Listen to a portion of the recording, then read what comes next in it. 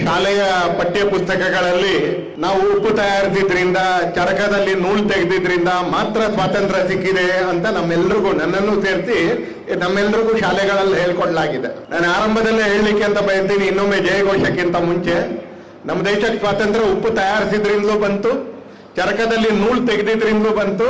ಆದ್ರೆ ಬರೇ ಉಪ್ಪು ತಯಾರಿಸಿದ್ರಿಂದ ಬರಲಿಲ್ಲ, ಚರಕದಿಂದ ನೂಲು ತೆಗೆದ್ರಿಂದ ಬರಲಿಲ್ಲ. ಇವತ್ತು ಯಾವ ಸಾವಿರ ಜನ ಸ್ವಾತಂತ್ರ್ಯ ಹೋರಾಟಗಾರರನ್ನ ನೆನಪು ಮಾಡ್ಕೊಳ್ಳಿಕ್ಕೋಸ್ಕರ, ಅವರ ಬಲಿದಾನವನ್ನ ನಮ್ಮ ಸಂಕಲ್ಪವಾಗಿ ಮಾರ್ಪಡೋದಕ್ಕೋಸ್ಕರ ನಾವೆಲ್ಲರೂ ಇಲ್ಲಿಗೆ ಬಂದಿದ್ದೀವೋ, ಆ ತರ ಈ ದೇಶದ ಲಕ್ಷಾಂತರ ಜನ ರಾಷ್ಟ್ರಭಕ್ತ ಯುವಕರು ಮತ್ತು ಯುವತಿಯರು, ಲಕ್ಷಾಂತರ ಜನ ಸೈನಿಕರು ಅವರು ಪ್ರಾಣವನ್ನ ಪಣಕ್ಕಿಟ್ಟು ಹೋರಾಟ ಮಾಡಿ ಬಲಿದಾನ ಮಾಡಿದ್ರಿಂದ ನಮಗೆ ಸ್ವಾತಂತ್ರ್ಯ ಸಿಕ್ಕಿದೆ. ಅದ್ರ ಜೊತೆಗೆ ನಾವು ಉಪ್ಪು ಕೂಡ ತಯಾರು ಮಾಡ್ದೋ, ಅದ್ರ ಜೊತೆಗೆ ನಾವು ಚರಕದಲ್ಲೂ ಕೂಡ ನೂಲು ತೆಗೆದು, ಅದ್ರ ಜೊತೆಗೆ ನಾವು ಉಪವಾಸ ಸತ್ಯಾಗ್ರಹನೂ ಮಾಡ್ದೋ. ಆದ್ರೆ ಇದಕ್ಕೋಸ್ಕರ ಮಾತ್ರ ಸ್ವಾತಂತ್ರ್ಯ ಸಿಕ್ಕಿದ್ದಲ್ಲ, ಆ ಬಲಿದಾನದ ಕಾರಣಕ್ಕೆ ನಮಗೆ ಸ್ವಾತಂತ್ರ್ಯ ಸಿಕ್ಕಿದ್ದು. ಅದನ್ನ ಸ್ಮರಣೆ ಮಾಡ್ಕೊಳ್ಳಿಕ್ಕೆ ನಾವು ಇಲ್ಲಿ ಬಂದಿದ್ದೀವಿ. ಆ ಬಲಿದಾನಕ್ಕೆ ತಕ್ಕನಾಗಿರ್ತಕ್ಕಂಥ ಜಯಘೋಷವನ್ನ ನಾವೆಲ್ಲರೂ ಕೂಡ ಸಂಕಲ್ಪದ ಜೊತೆಗೆ ಹಾಕ್ಬೇಕು ಅನ್ಸಲಿ. ಭಾರತ್ ಮಾತಾಕ್ಕೆ, ಇನ್ನು ಕೆಲವ್ರ ಮನಸ್ಸಲ್ಲಿ ಬರಲಿಲ್ಲ, ಬರಬೇಕು ಅಂತ.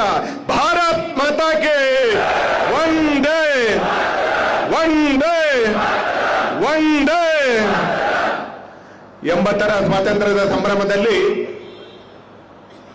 ಈ ದೇಶಕ್ಕೆ ಸ್ವಾತಂತ್ರ್ಯ ಸಿಕ್ಕಿರ್ತಕ್ಕಂಥ ರೀತಿಯನ್ನ ಸ್ಮರಣೆ ಮಾಡಿಕೊಳ್ಳೋದಕ್ಕೆ, ಈ ದೇಶದ ಸ್ವಾತಂತ್ರ್ಯಕ್ಕೆ ಕಾರಣೀಭೂತರಾಗಿರ್ತಕ್ಕಂಥ, ಸ್ವಾತಂತ್ರ್ಯದ ಪ್ರಾಪ್ತಿಗೆ ಕಾರಣೀಭೂತರಾಗಿರ್ತಕ್ಕಂಥ ಲಕ್ಷ ಜನ ಬಲಿದಾನಗಳನ್ನ ನೆನಪು ಮಾಡಿಕೊಳ್ಳಲಿಕ್ಕೆ, ಈ ದೇಶದ ಸ್ವಾತಂತ್ರ್ಯ ಇವತ್ತಿನ ಜನಾಂಗಕ್ಕೆ ಯಾವ ಸಂಕಲ್ಪವನ್ನ ಕಟ್ಟಿಕೊಡ್ತಾ ಇದೆಯೋ ಆ ಸಂಕಲ್ಪವನ್ನ ಮತ್ತಷ್ಟು ಬಲವಾಗಿ ನಮ್ಮೆಲ್ಲರ ಹೃದಯದಲ್ಲಿ ಕಿಚ್ಚಿನ ರೂಪದಲ್ಲಿ ಸ್ಮರಣೆಯಾಗಿ ಮಾರ್ಪಡಿಸ್ಕೊಳ್ಳೋದಕ್ಕೆ, ಅದರ ಜೊತೆಗೆ ಇವತ್ತೇನು ನಮಗೆ 80 ವರ್ಷದ ಕೆಳಗೆ ಈ ದಿನ ಸ್ವಾತಂತ್ರ್ಯ ಸಿಕ್ತು, ಇದೇ ಗಳಿಗೆಯಲ್ಲಿ ಸ್ವಾತಂತ್ರ್ಯ ಸಿಕ್ತು, ಆ ಸಂದರ್ಭದಲ್ಲಿ ನಮ್ಮ ಎದುರಿಗೆ ನಡೆದೋದಂತ ಇತಿಹಾಸ ಕಂಡು ಕೇಳರಿಯದಂತ ಒಂದು ದೊಡ್ಡ ನರಮೇಧ, 35 ಲಕ್ಷಕ್ಕಿಂತ ಹೆಚ್ಚು ಹಿಂದೂಗಳ ಹತ್ಯೆ ಆಗಿರ್ತಕ್ಕಂಥ ಕ್ಷಣಗಳನ್ನ ಜ್ಞಾಪಕ ಮಾಡ್ಕೊಳ್ಳಿಕ್ಕೆ, ಹಾಗೆ ನಾವೆಲ್ಲರೂ ರಾಷ್ಟ್ರ ಧ್ವಜಾರೋಹಣವನ್ನ ಹಾಗೆ ಧರ್ಮ ಧ್ವಜಾರೋಹಣವನ್ನ ಮಾಡ್ತಾ ಅದರ ನಂತರ ನಾವು ರಾಷ್ಟ್ರಗೀತೆಯನ್ನ ಹಾಡ್ತಾ ಇರ್ಬೇಕಾದ್ರೆ ಪಂಜಾಬ್, ಸಿಂಧು, ಗುಜರಾತ್, ಮರಾಠ ಅಂತಕ್ಕಂಥ ವಾಕ್ಯವನ್ನ ಇಲ್ಲೆಲ್ಲರೂ ಕೂಡ ಹೇಳಿದ್ರು. ಪಂಜಾಬ್, ಸಿಂಧು ಅಂತ ಹೇಳಿದ್ರು. ಆ ಪಂಜಾಬ್ ಪೂರ್ತಿ ನಮ್ಮ ಹತ್ರ ಇಲ್ಲ, ಅರ್ಧ ಪಂಜಾಬ್ ಮಾತ್ರ ನಮ್ಮ ಹತ್ರ ಇರ್ತಕ್ಕಂಥದ್ದು. ಯಾವ ಸಿಂಧುವಿನ ಬಗ್ಗೆ ನಾವು ಸ್ಪರ್ಶ ಮಾಡಿದೀವೋ, ಹೇಳಿದೀವೋ, ಒಂದೇ ಮಾತ್ರ ಮನೆಯಲ್ಲಿ ಮತ್ತೆ ಹೇಳಲಿಕ್ಕಿದೀವೋ, ಆ ಸಿಂಧು ಬರೇ ಒಂದು 30-40 ಕಿಲೋಮೀಟರ್ ಮಾತ್ರ ನಮ್ಮ ದೇಶದಲ್ಲಿ ಇವತ್ತು ಹರಿತಾ ಇರ್ತಕ್ಕಂಥದ್ದು. ಯಾವ ವಂಗ ಅಂತ ಹೇಳ್ತೀವೋ, ಆ ವಂಗದಲ್ಲಿ, ಆ ಬಂಗದಲ್ಲಿ ಕೂಡ, ಆ ಬಂಗಾಳದಲ್ಲಿ ನಮ್ಮ ಹತ್ರ ಕೇವಲ 41% ಮಾತ್ರ ನಮ್ಮ ಹತ್ರ ಇರ್ತಕ್ಕಂಥದ್ದು. ನಮಗ್ ಸಿಕ್ಕಿರ್ತಕ್ಕಂಥ ಸ್ವಾತಂತ್ರ್ಯ, ಆ ಸಿಕ್ಕಿರ್ತಕ್ಕಂಥ ಸ್ವಾತಂತ್ರ್ಯದ ಕಾರಣಗಳು, ಆ ಸಿಕ್ಕಿರ್ತಕ್ಕಂಥ ಸ್ವಾತಂತ್ರ್ಯವನ್ನ ಭವಿಷ್ಯಕ್ಕೆ ಮೆಟ್ಲುಗಳಾಗಿ ಉಪಯೋಗಿಸ್ಕೊಳ್ಳಿಕ್ಕೆ ಬೇಕಾಗಿರ್ತಕ್ಕಂಥ ಸಂಕಲ್ಪವನ್ನ ಮಾಡೋದ್ರ ಜೊತೆಗೆ ಯಾವ ಪಂಜಾಬಿನ ಸ್ಮರಣೆಯನ್ನ ರಾಷ್ಟ್ರಗೀತೆಯಲ್ಲಿ ಮಾಡಿದೀವೋ ಆ ಪೂರ್ಣ ಪಂಜಾಬನ್ನ ನಮ್ಮ ಕಣ್ಣೆದರಲ್ಲೇ ಭಾರತದ ಭೂಪಟದಲ್ಲಿ ನೋಡಬೇಕು.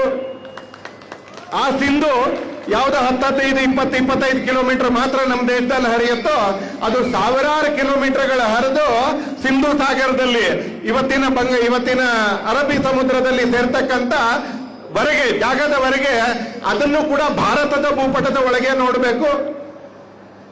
ಅರ್ಧ ಮಾತ್ರ ನಮ್ಮ ಹತ್ರ ಇರ್ತಕ್ಕಂಥ, ಅರ್ಧಕ್ಕಿಂತ ಕಡಿಮೆ ಇರ್ತಕ್ಕಂಥ ಬಂಗಾಳ, ಪೂರ್ತಿ ಬಂಗಾಳ ಭಾರತದ ಭೂಪಟದ ಒಳಗೆ ನಮ್ಮ ಕಣ್ಣೆದುರಿಗೆ ನೋಡಬೇಕು ಅನ್ನೋದನ್ನ ಸಂಕಲ್ಪ ಮಾಡ್ಕೊಳ್ಳಿಕ್ಕೆ ಅಂತ ಇಲ್ಲೆಲ್ಲರೂ ಕೂಡ ಬಂದಿದ್ದೀವಿ ನಾವು. ಆಗಸ್ಟ್ 14 ಮತ್ತು 15ರ ಮಧ್ಯರಾತ್ರಿಯಲ್ಲಿ ಇಂಗ್ಲಿಷ್ ಕ್ಯಾಲೆಂಡರ್ನ ಪ್ರಕಾರ, ಇವತ್ತಿನ ಗಡಿಯಾರದ ಪ್ರಕಾರ ನಾವು ಆಗಸ್ಟ್ 15 ಪ್ರವೇಶ ಮಾಡಿದ್ದೀವಿ. 16 ನಿಮಿಷಗಳ ಕಳೆದಿದೆ ಆಗಸ್ಟ್ 15. ಇನ್ನೊಂದು 4.5 ತಿಂಗಳ ನಂತರ ಇದೇ ರೀತಿ ಬೆಂಗಳೂರಿನಲ್ಲಿ ಇನ್ನೊಂದು ಮಧ್ಯರಾತ್ರಿ ಕಾರ್ಯಕ್ರಮ ಕೂಡ ನಡೆಯುತ್ತೆ.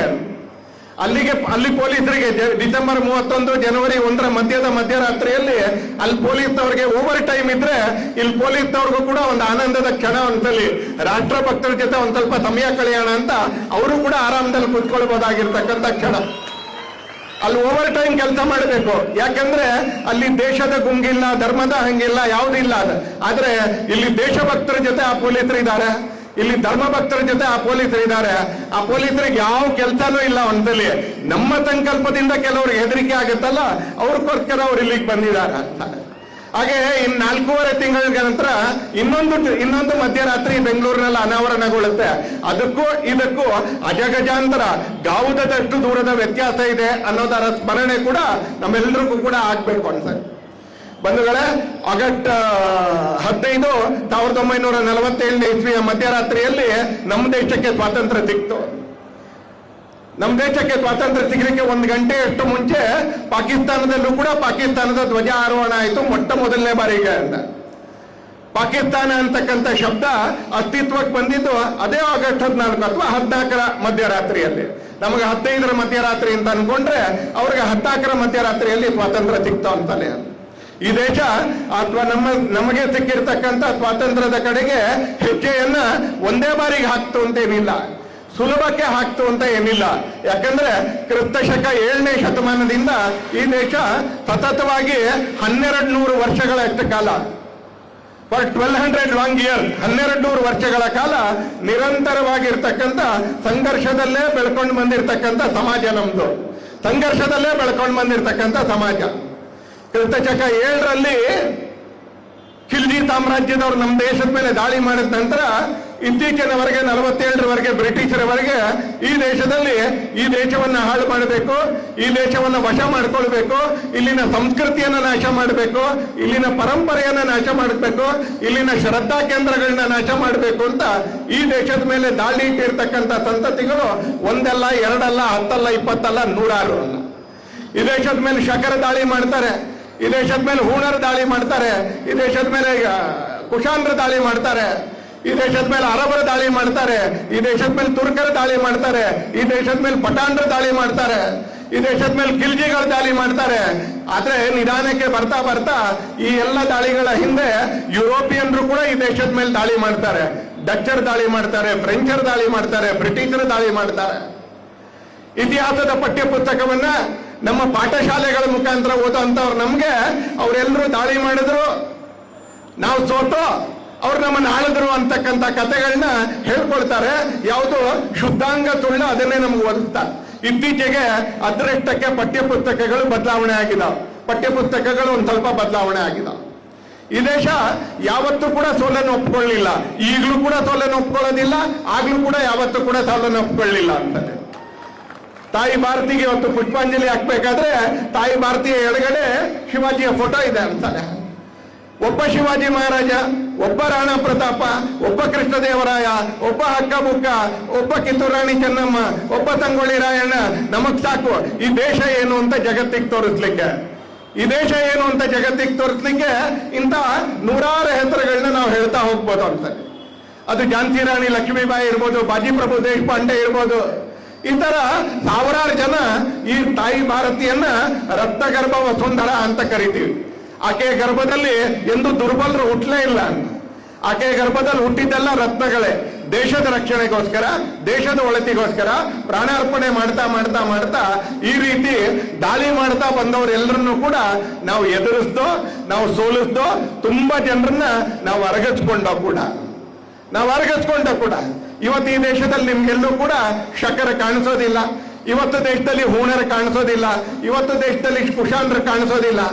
ಸ್ವಲ್ಪ ಉತ್ತರ ಭಾರತಕ್ಕೆ ಬಂದ್ರೆ ನೀವು ಗ್ವಾಲಿಯರ್ನ ಹತ್ರ, ದಿಲ್ಲಿ ಹತ್ರ ಎಲ್ಲ ಹೊಡೆದ್ರೆ ಅಲ್ಲೆಲ್ಲ ಹೇಳ್ತಾರೆ ದಾಳಿ ಬಂದವರೆಲ್ಲರೂ ಕೂಡ ಭಾರತದವ್ರು ಆಗ್ಬಿಟ್ಟಿದ್ದಾರೆ, ದಾಳಿ ಮಾಡಿದವರೆಲ್ಲರೂ ಹಿಂದೂಗಳಾಗ್ಬಿಟ್ಟಿದ್ದಾರೆ ಅಂತ.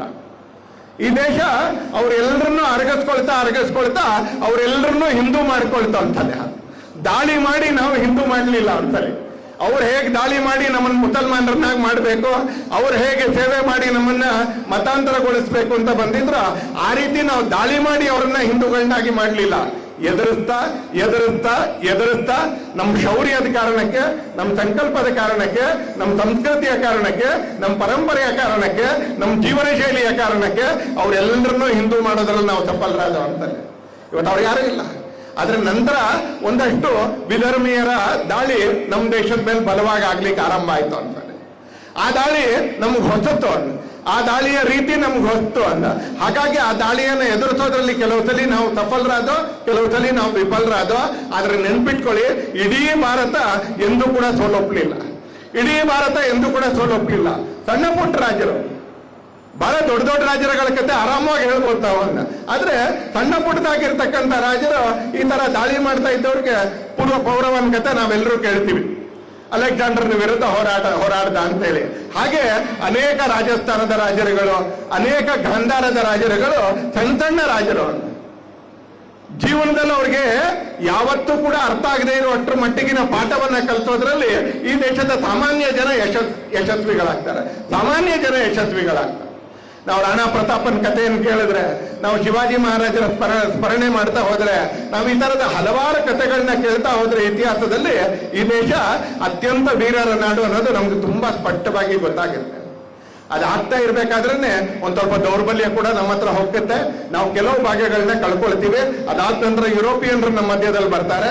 1852ರಲ್ಲಿ ಈ ದೇಶ ಸಂಪೂರ್ಣವಾಗಿ ಯುರೋಪಿಯನ್ರ ಕೈಗೊಳಗಾಗುತ್ತೆ. ಸಂಪೂರ್ಣವಾಗಿ ಯುರೋಪಿಯನ್ರ ಒಂದ್ ಕಡೆಯಿಂದ ಧರ್ಮಾಂಧರಾಗಿರ್ತಕ್ಕಂಥ, ಕತ್ತಿಯ ಬಲದ ಆಧಾರದ ಮೇಲೆ ನಮ್ಮ ಮತವನ್ನ ಬೆಳೆಸ್ತೀವಿ, ಕತ್ತಿಯ ಬಲದ ಆಧಾರದ ಮೇಲೆ ನಮ್ಮ ಧರ್ಮವನ್ನ ಸ್ಥಾಪಿಸ್ತೀವಿ ಅಂತ ಅನ್ಕೊಂಡಿರ್ತಕ್ಕಂಥ ಒಂದಷ್ಟು ಜನ ಮುಸಲ್ಮಾನರು ಒಂದ್ ಕಡೆ ಆದ್ರೆ, ಸೇವೆಯ ಬಲದ ಮೇಲೆ, ಸೇವೆಯ ಆಧಾರದ ಮೇಲೆ ಮತಾಂತರದ ಮುಖಾಂತರ ನಮ್ಮ ಧರ್ಮವನ್ನ ಬೆಳೆಸ್ತೀವಿ ಅಂತಕ್ಕಂಥ ಮಿಷನರಿಗಳು ಇನ್ನೊಂದ್ ಕಡೆ. ಹೀಗೆ ಎರಡು ರೀತಿಯ ಹೋರಾಟಗಳ ಮಧ್ಯದಲ್ಲಿ ಹಿಂದೂ ಸಮಾಜ ತನ್ನನ್ನು ತಾನು ಮುಂದೆ ತಗೊಂಡೋಗುತ್ತೆ. ಆಗ ಆರಂಭ ಆಗುತ್ತೆ ಸ್ವಾತಂತ್ರ್ಯ ಹೋರಾಟ. ಆ ಸ್ವಾತಂತ್ರ್ಯ ಹೋರಾಟದ ಪುಟಗಳನ್ನ ನಾವು ನೋಡಿದ್ರೆ ನಮ್ಗೆ ಅಭಿಮಾನದಿಂದ ಎದೆ ಉಬ್ಬುತ್ತೆ. ಹಾಗಾಗಿ ನನ್ನ ಭಾಷಣವನ್ನ ನಾನು ಆರಂಭ ಮಾಡ್ಲಿಕ್ಕಿಂತ ಮುಂಚೆ ಹೇಳಿದೆ ಅಂತಲ್ಲಿ, ಕೇವಲ ಉಪ್ಪು ತಯಾರಿಸಿದ್ರಿಂದ ನಮ್ಗೆ ಸ್ವಾತಂತ್ರ್ಯ ಬರಲಿಲ್ಲ, ನಾವು ಉಪ್ಪನ್ನು ಕೂಡ ತಯಾರಿಸ್ದೋ ಅಂತ. ಕೇವಲ ಚರಕದಿಂದ ನೂಲು ತೆಗೆದಿದ್ರ ಕಾರಣಕ್ಕೆ ನಮ್ಗೆ ಸ್ವಾತಂತ್ರ್ಯ ಬರಲಿಲ್ಲ, ನಾವು ಚರಕದಿಂದ ನೂಲನ್ನು ಕೂಡ ತೆಗೆದೋ ಅನ್ನ. ಬರೀ ಉಪವಾಸ ಮಾಡಿದ್ರಿಂದ ನಮಗೆ ಸ್ವಾತಂತ್ರ್ಯ ಬರಲಿಲ್ಲ, ನಾವು ಉಪವಾಸವನ್ನು ಕೂಡ ಮಾಡಿದೋ. ಅದರ ಜೊತೆಗೆ ಈ ದೇಶದಲ್ಲಿ ಮದನ್ ಲಾಲ್ ಧಿಂಗ್ರಾನ್ ಅಂತ ಯುವಕರು ಕೂಡ ಹುಟ್ಟಿದ್ರು. ಇಲ್ಲೇನ್ ಸಾವಿರಾರು ಜನ ಇವತ್ತು ದೇಶಕ್ಕೋಸ್ಕರ, ಧರ್ಮಕ್ಕೋಸ್ಕರ ನಮ್ಮ ಬದುಕನ್ನ ಮೀಸಲಿಡ್ತೀವಿ, ನಮ್ಮ ಬದುಕಿನ ಬಹುದೊಡ್ಡ ಸಮಯವನ್ನು ಮೀಸಲಿಡ್ತೀವಿ ಅಂತ ನೀವು ಬಂದಿದ್ದೀರಾ. ಅದೇ ತರ ಸಾವಿರಾರು ಜನ ಯುವಕರು ಈ ದೇಶದಲ್ಲಿ 47ಕ್ಕಿಂತ ಮುಂಚೆ ತಾಯಿ ಭಾರತೀಯ ಯಶೋಗಾಥೆಯನ್ನ ಬರೀಲಿಕ್ಕೋಸ್ಕರ ತಮ್ಮ ಕೆಲಸವನ್ನ ಮಾಡ್ತಾ ಬಂದ್ರು. ಒಬ್ಬ ಮದನ್ ಲಾಲ್ ಧಿಂಗ್ರಾ ಲಂಡನ್ಗೆ ಹೋಗ್ತಾನೆ. ಲಂಡನ್ಗೆ ಹೋಗಿ ಭಾರತದಲ್ಲಿ ನಡೆದಿರ್ತಕ್ಕಂಥ ಒಂದು ಘಟನೆಗೆ ಆತ ಸೇಡ್ ತೀರಿಸ್ಕೊಳ್ಳಿಕ್ಕೆ ಅಂತ ಹೋಗ್ತಾನೆ. ಆ ಸೇಡ್ ತೀರಿಸ್ಕೊಳ್ಳೋದೆಲ್ಲ ಯಶಸ್ವಿ ಆಗ್ತಾನೆ. ಲಂಡನ್ನ ಹೃದಯ ಭಾಗದಲ್ಲಿ ಬ್ರಿಟಿಷ್ ಅಧಿಕಾರಿಗೆ ಗುಂಡಿಕ್ಕಿ ಕೊಳ್ತಾನೆ ಮದನ್ ಲಾಲ್ ಧಿಂಗ್ರಾ. ಪೊಲೀಸರು ಆತನ ಅರೆಸ್ಟ್ ಮಾಡ್ತಾರೆ. ಈ ದೇಶದ ಮಕ್ಕಳು, ಈ ದೇಶದ ಗಂಡು ಮಕ್ಕಳು, ಈ ದೇಶದ ಹೆಣ್ಣು ಮಕ್ಕಳು, ದೇಶ ಮತ್ತು ಧರ್ಮ ಅಂತ ಬಂದಾಗ ಯಾವ ತರ ಇದ್ರು ಅಂತ ನೀವೇ ಲೆಕ್ಕ ಹಾಕಿ ಒಂದ್ಸರಿ. ಇತಿಹಾಸದ ಪುಟದಲ್ಲಿ ಬರೆದಿರ್ತಕ್ಕಂಥ ಶಬ್ದಗಳನ್ನೇ ನಾನು ನಿಮ್ಗೆ ಹೇಳ್ತೀನಿ. ಮದನ್ ಲಾಲ್ ಧಿಂಗ್ರಾ ನ್ಯಾಯಾಲಯದಲ್ಲಿ ಹೋಗಿ ನಿಂತ್ಕೊಂಡಾಗ ಆತ ಎದುರುಗಡೆ ಇರ್ತಕ್ಕಂಥವ್ರು ವಾದ ನಡೆದಂತ ಆತ ಕೇಳ್ತಾನಂತೆ, ನಾನೇ ಹತ್ಯೆ ಮಾಡಿದ್ದು, ನಾನು ಹತ್ಯೆ ಮಾಡ್ಲಿಲ್ಲ, ನನ್ನನ್ನು ಬಿಟ್ಟುಬಿಡಿ, ಈ ತರ ಏನು ಹೇಳಲಿಲ್ಲ, ನಾನೇ ಹತ್ಯೆ ಮಾಡಿದ್ದು. ಜೈಲಿಗೆ ಸೇರ್ತಾನೆ, ಗಲ್ಲು ಶಿಕ್ಷೆ ಆಗುತ್ತೆ, ಗಲ್ಲಿಗೆ ಹಾಕುವಂತ ದಿನ ಬರುತ್ತೆ. ಗಲ್ಲಿಗೆ ಹಾಕುವಂತ ಕ್ಷಣದಲ್ಲಿ ಆತ ಹೇಳಿರ್ತಕ್ಕಂಥ ವಾಕ್ಯ ಏನು, ಇಲ್ಲಿರೋರೆಲ್ಲರೂ ನಾವು ಸ್ಮರಣೆ ಮಾಡ್ಕೊಳ್ಬೇಕು ಅಂತ. ನಮ್ಮ ಮನೆ ಪಟ್ಲದಲ್ಲಿ ಅಚ್ಚೊತ್ತಿಟ್ಕೊಳ್ಬೇಕಾಗಿರ್ತಕ್ಕಂಥ ವಾಕ್ಯ. ಮದನ್ ಲಾಲ್ ಧಿಂಗ್ರಾ ಹೇಳ್ತಾನೆ, ಅಮ್ಮ ನಿನ್ನಂತ ದೊಡ್ಡ ತಾಯಿಗೆ ನನ್ನಂತ ದಡ್ಡ ಮಗ ನನ್ನ ರಕ್ತ ಅಲ್ಲದೆ ಇನ್ನೇನಂತಾನೆ ಕೊಡ್ಬೋದಮ್ಮ ಅಂತ ಕೇಳ್ತಾನೆ. ಗಲ್ಲಿಗೆ ಕೊರಳೊಡ್ಬೇಕು, ಇನ್ನೊಂದು ಸ್ವಲ್ಪ ಹೊತ್ತಿಗೆ ಪ್ರಾಣ ಹೋಗುತ್ತೆ. ಎದುರುಗಡೆ ಇರ್ತಕ್ಕಂಥದ್ದು ಬ್ರಿಟಿಷ್ ಅಧಿಕಾರಿಗಳು, ಅಮಾನುಷವಾಗಿರ್ತಕ್ಕಂಥ ಬ್ರಿಟಿಷ್ ಅಧಿಕಾರಿಗಳು, ಬಚಾವ್ ಆಗ್ತಕ್ಕಂಥ ಕ್ಷಮೆಯ ಯಾವ ಗೋಜು ಇಲ್ಲ ಅನ್ನುವಂತ ಸಂದರ್ಭದಲ್ಲಿ ಮದನ್ ಲಾಲ್ ಧಿಂಗ್ರಾ ಹೇಳ್ತಾನೆ, ಅಮ್ಮ ನಿನ್ನಂತ ದೊಡ್ಡ ತಾಯಿಗೆ ನನ್ನಂತ ದಡ್ಡ ಮಗ ತನ್ನ ರಕ್ತ ಅಲ್ಲದೆ ಇನ್ನೇನನ್ನು ಕೊಡ್ಬೋದು ಅಂತ ಕೇಳ್ತಾನೆ. ಸಾವರ್ಕರ್ ಎರಡೆರಡು ಕರಿನೀರಿನ ಶಿಕ್ಷೆಗೊಳಗಾಗ್ತಾರೆ. ಚಂದ್ರಶೇಖರ್ ಆಜಾದ್ 7ನೇ ವಯಸ್ಸಿನಲ್ಲಿ ಕಾಶಿಯಲ್ಲಿ ಗಂಗಾ ನದಿಯ ದಂಡೆಯಲ್ಲಿ ಪ್ರತಿಜ್ಞೆ ಮಾಡ್ತಾನೆ. ಬಾಲಕ ಪೊಲೀಸರಿಗೆ ಸಿಕ್ಕಾಕೊಂಡಾಗ ಪ್ರತಿಜ್ಞೆ ಮಾಡ್ತಾನೆ. 7ನೇ ವರ್ಷದಲ್ಲಿ ಪ್ರತಿಜ್ಞೆ ಮಾಡ್ತಾನೆ ಚಂದ್ರಶೇಖರ್ ಆಜಾದ್, ಇನ್ನೊಂದ್ಸಲಿ ನಾನು ಸೆರೆ ಸಿಗೋದಿಲ್ಲ ಈ ಬ್ರಿಟಿಷರಿಗೆ. 7ನೇ ವಯಸ್ಸಿನ ನಂತರ 13ನೇ ವಯಸ್ಸಿಗೆ ಕ್ರಾಂತಿಕಾರಿ ಆಗ್ತಾನೆ. ಬ್ರಿಟಿಷರನ್ನು ನಡಗಿಸುವಂತ ಕ್ರಾಂತಿಕಾರಿ ಆಗ್ತಾನೆ. ಇವತ್ತಿನ ಪ್ರಯಾಗ್ರಾಜ್ದಲ್ಲಿ ಇರ್ತಕ್ಕಂಥ ಆಲ್ಫ್ರೆಡ್ ಪಾರ್ಕ್ನಲ್ಲಿ ಪೊಲೀಸರು ಸುತ್ತುವರೆದಾಗ 23ನೇ ವಯಸ್ಸಿನಲ್ಲಿ ಆ ಚಂದ್ರಶೇಖರ್ ಆಜಾದ್ ನೆನಪು ಮಾಡ್ಕೊಳ್ತಾನೆ, 7ನೇ ವಯಸ್ಸಲ್ಲಿ ನಾನು ಪ್ರತಿಜ್ಞೆ ಮಾಡಿದ್ದೆ. 7ನೇ ವಯಸ್ಸಲ್ಲಿ ನಾನು ಪ್ರತಿಜ್ಞೆ ಮಾಡಿದ್ದೆ, ಇನ್ನೊಮ್ಮೆ ಈ ಬ್ರಿಟಿಷರಿಗೆ ನಾನು ವಶಕ್ಕೊಳಗಾಗೋದಿಲ್ಲ, ಸೆರೆಗೆ ಸಿಗೋದಿಲ್ಲ ಅಂತ. ತನ್ನ ಬಂದೂಕನ್ನು ನೋಡ್ತಾನೆ, ಬಮ್ತುಲ್ ಬುಖಾರ ಅಂತ ಪಿಸ್ತೂಲಿನ ಹೆಸರು. ಅದರಲ್ಲಿ ಇನ್ನು 3 ಗುಂಡಿದೆ ಅಂತ ಹೇಳ್ಬೇಕಾದ್ರೆ ಆತ ತೀರ್ಮಾನ ಮಾಡ್ತಾನೆ, ನಾನು ಪ್ರತಿಜ್ಞೆ ಮಾಡಿದ್ದೀನಿ ಈ ಬ್ರಿಟಿಷರಿಗೆ ನಾನು ಸೆರೆಯಾಳಾಗೋದಿಲ್ಲ ಅಂತ. ಆ ಆಲ್ಫ್ರೆಡ್ ಪಾರ್ಕ್ ನಲ್ಲಿ ತನ್ನ ತಲೆಗೆ ಪಿತ್ತೂಳನ್ನಿಟ್ಟು ತಾಯಿ ಭಾರತಿಗೆ ಆತ ಕೂಡ ತನ್ನ ಪ್ರಾಣಾರ್ಪಣೆಯನ್ನು ಮಾಡ್ತಾನೆ. ಭಗತ್ ಸಿಂಗ್, ಸುಖದೇವ್, ರಾಜಗುರು ದಿಲ್ಲಿಯಲ್ಲಿ ಅವತ್ತಿದ್ದಂತ ಸಂಸತ್ತಲ್ಲಿ ಬಾಂಬ್ ಹಾಕ್ತಾರೆ, ಬ್ರಿಟಿಷರ ಪಾರ್ಲಿಮೆಂಟ್ಗೆ ಬಾಂಬ್ ಹಾಕ್ತಾರೆ ಅಂತಾರೆ. ಬಾಂಬ್ ಹಾಕಿದ ನಂತರ ಓಡೋಗೋದಿಲ್ಲ. ಅವತ್ತಿದ್ದಂತ ಕಾಂಗ್ರೆಸ್ ಅವ್ರಿಗೆ ಬೆಂಬಲ ಕೊಡೋದಿಲ್ಲ. ದೊಡ್ಡ ದೊಡ್ಡ ಹೆಸರುಗಳನ್ನ ಹೇಳೋದಿಲ್ಲ ಒಂದ್ಸಲಿ, ನೀವೇ ಪುಸ್ತಕ ಓದಿ ಅಂತ. ಆ ದೊಡ್ಡ ದೊಡ್ಡ ಹೆಸರುಗಳು ಭಗತ್ ಸಿಂಗ್ ಮಾಡಿದ್ದನ್ ತಪ್ಪು ಅಂತ ಹೇಳ್ತಾರ ಅಂತ. ಯಾಕಂದ್ರೆ ಅವತ್ತಿನಿಂದ ಇವತ್ತಿನವರೆಗೂ ಅವ್ರ ಜಾಯಮಾನವೇ ಹಾಗೆ ಅಂತಾನೆ. ದೇಶಕ್ಕೋಸ್ಕರ ಯಾರಾದ್ರೂ ಕೆಲಸ ಮಾಡ್ತಾ ಇದ್ರೆ ರಾಜಿ ಮಾಡ್ಕೊಳ್ಳೋದೇ ಅವ್ರ ಜಾಯಮಾನ. ಭಗತ್ ಸಿಂಗ್ ಕ್ಷಮೆ ಕೇಳೋದಿಲ್ಲ. ಭಗತ್ ಸಿಂಗ್ ನಾನು ತಪ್ಪು ಮಾಡಿದೆ ಅಂತ ಹೇಳೋದಿಲ್ಲ. ಭಗತ್ ಸಿಂಗ್, ಸುಖದೇವ್ ಮತ್ತು ರಾಜಗುರು ಬ್ರಿಟಿಷ್ ಪಾರ್ಲಿಮೆಂಟ್ಗೆ ದಿಲ್ಲಿಯಲ್ಲಿ ಬಾಂಬ್ ಹಾಕಿದ ನಂತರ ಓಡೋಗೋದಿಲ್ಲ. ಅವರು ಅಲ್ಲೇ ನಿಂತ್ಕೊಳ್ತಾರೆ, ಕರಪತ್ರಗಳನ್ನ ಎತ್ತಿತಾರೆ. ಪೊಲೀಸರು ಬರೋವರೆಗೆ ನಾವು ಯಾಕೆ ಬಾಂಬ್ ಹಾಕಿದೀವಿ, ಬ್ರಿಟಿಷರು ಯಾಕೆ ಅನ್ಯಾಯದಿಂದ ಇಲ್ಲಿದ್ದಾರೆ, ಅವ್ರು ಯಾವಾಗ ಅವ್ರು ಬೇಗ ಹೊರಗೆ ಹೋಗ್ಬೇಕು ಅನ್ನುವಂತ ಬೇಡಿಕೆಯನ್ನು ಇಡ್ತಾ ಘೋಷಣೆ ಕೂಗ್ತಾ, ತಾಯಿ ಭಾರತಿಗೆ ಘೋಷಣೆಯನ್ನು ಕೂಗ್ತಾ, ಭಾರತ ಮಾತೆಗೆ ಜೈ ಜಯಕಾರವನ್ನು ಹೇಳ್ತಾ ಅಲ್ಲೇ ಅವ್ರು ಅರೆಸ್ಟ್ ಆಗ್ತಾರೆ. ಅವರು ಕೂಡ ಗಲ್ಲಿಗೊಳಗಾಗ್ತಾರೆ. ಬಂಧುಗಳೇ, ಹಾಗಾಗಿ ನಾನು ಯಾರಿಗೋ ಟೀಕೆ ಮಾಡ್ಲಿಕ್ಕೆ ಹೇಳಿದ್ದಲ್ಲ, ಬರೀ ಉಪ್ಪು ಮಾಡ್ಲಿಲ್ಲ, ನಾವು ಬರೀ ಚರಕದಿಂದ ನೂಲು ತೆಗಿಲಿಲ್ಲ ಅಂತ. ಈ ದೇಶದ ಮಕ್ಕಳು ತಮ್ಮ ರಕ್ತವನ್ನ ಹರಿತಿದ್ದಾರೆ, ಬ್ರಿಟಿಷರ ಎದುರಿಗೆ ತಮ್ಮ ರಕ್ತವನ್ನ ಹರಿತಿದ್ದಾರೆ. ಆ ಸೂರ್ಯ ಸೇನ್ ಇರ್ಬೋದು, ಅದಿತಿ ಇರ್ಬೋದು, ಈ ತರದ 100 ಜನ ಕ್ರಾಂತಿಕಾರಿಗಳು, 100 ಜನ ಸ್ವಾತಂತ್ರ್ಯ ಹೋರಾಟಗಾರರು ಈ ದೇಶಕ್ಕೆ ಬಲಿದಾನ ಮಾಡಿದ್ರಿಂದ, ಈ ದೇಶದ ಸ್ವಾತಂತ್ರ್ಯಕ್ಕೋಸ್ಕರ ತಮ್ಮ ಜೀವವನ್ನ ಬಲಿ ಕೊಟ್ಟಿದ್ರಿಂದಾಗಿ ಇವತ್ತು ನಾವು ಮತ್ತು ನೀವು ಸ್ವತಂತ್ರ ಭಾರತದ 80ನೇ ವರ್ಷವನ್ನ ಆಚರಣೆ ಮಾಡ್ತಾ ಇದ್ದೀವಿ. ನೆನ್ಪಿಟ್ಕೊಳ್ಳಿ, ಸ್ವಾತಂತ್ರ್ಯ ನಮ್ಗೆ ಯಾರ್ದೋ ಉಡುಗೊರೆ ಅಲ್ಲ ಬಂದಿತ್ತು. ಸ್ವಾತಂತ್ರ್ಯ ನಮ್ಗೆ ಯಾರೋ ಕೊಟ್ಟಿರ್ತಕ್ಕಂಥ ಉಡುಗೊರೆ ಅಲ್ಲ. ಸ್ವಾತಂತ್ರ್ಯ ಯಾವುದೋ ಒಪ್ಪಂದದ ಮುಖಾಂತರ ಬರಲಿಲ್ಲ. ಸ್ವಾತಂತ್ರ್ಯ ಯಾವುದೋ ಹೊಂದಾಣಿಕೆ ಮುಖಾಂತರ ಬರಲಿಲ್ಲ. ಸ್ವಾತಂತ್ರ್ಯ ಯಾವುದೋ ಕಾಂಪ್ರಮೈಸ್ ಮುಖಾಂತರ ಬರಲಿಲ್ಲ. ಸ್ವಾತಂತ್ರ್ಯವನ್ನ ನಾವು ರಕ್ತದ ಹನಿಯನ್ನ ಬಲಿ ಕೊಟ್ಟು ನಮ್ಮ ಪೂರ್ವಜರು ಈ ದೇಶದ ಸ್ವಾತಂತ್ರ್ಯವನ್ನ ಪಡ್ಕೊಂಡಿದ್ದಾರೆ. ನಮ್ ದೌರ್ಭಾಗ್ಯ ಏನು ಅಂತ ಕೇಳಿದ್ರೆ, ಯಾವ ವಯಸ್ಸಲ್ಲಿ ಪಠ್ಯ ಪುಸ್ತಕದಲ್ಲಿ ಇದನ್ನು ಓದಬೇಕೋ ಅದನ್ನು ಓದಕ್ಕೆ ನಿಮ್ಮಂತವ್ರಿಗೆ ತುಂಬಾ ಜನ ಆಗಿರ್ಲಿಲ್ಲ. ಇವತ್ತಿನ ಶಾಲೆಯಲ್ಲಿ ಅದನ್ನು ಓದ್ತಾ ಇದ್ದಾರೆ ಪಠ್ಯ ಪುಸ್ತಕದಲ್ಲಿ. ಇವತ್ತಿನ ಜನರೇಷನ್, ಇವತ್ತಿನ ಮಕ್ಕಳು ಸ್ವಾತಂತ್ರ್ಯದ ಹೋರಾಟದ ಪಠ್ಯ ಪುಸ್ತಕವನ್ನ ನಿಮ್ಮೆಲ್ಲರ ಪರಿಶ್ರಮದ ಕಾರಣಕ್ಕೆ ಅವ್ರು ಓದ್ತಾ ಇದ್ದಾರೆ. ಆದ್ರೆ ನಾನು ಮತ್ತು ನೀವು ನಮ್ಮ ಪಠ್ಯ ಪುಸ್ತಕದಲ್ಲಿ ಈ ಯಾವ ಹೋರಾಟವನ್ನು ಕೂಡ ಓದಲಿಲ್ಲ. ಯಾವ ಹೋರಾಟವನ್ನು ಓದಲಿಲ್ಲ.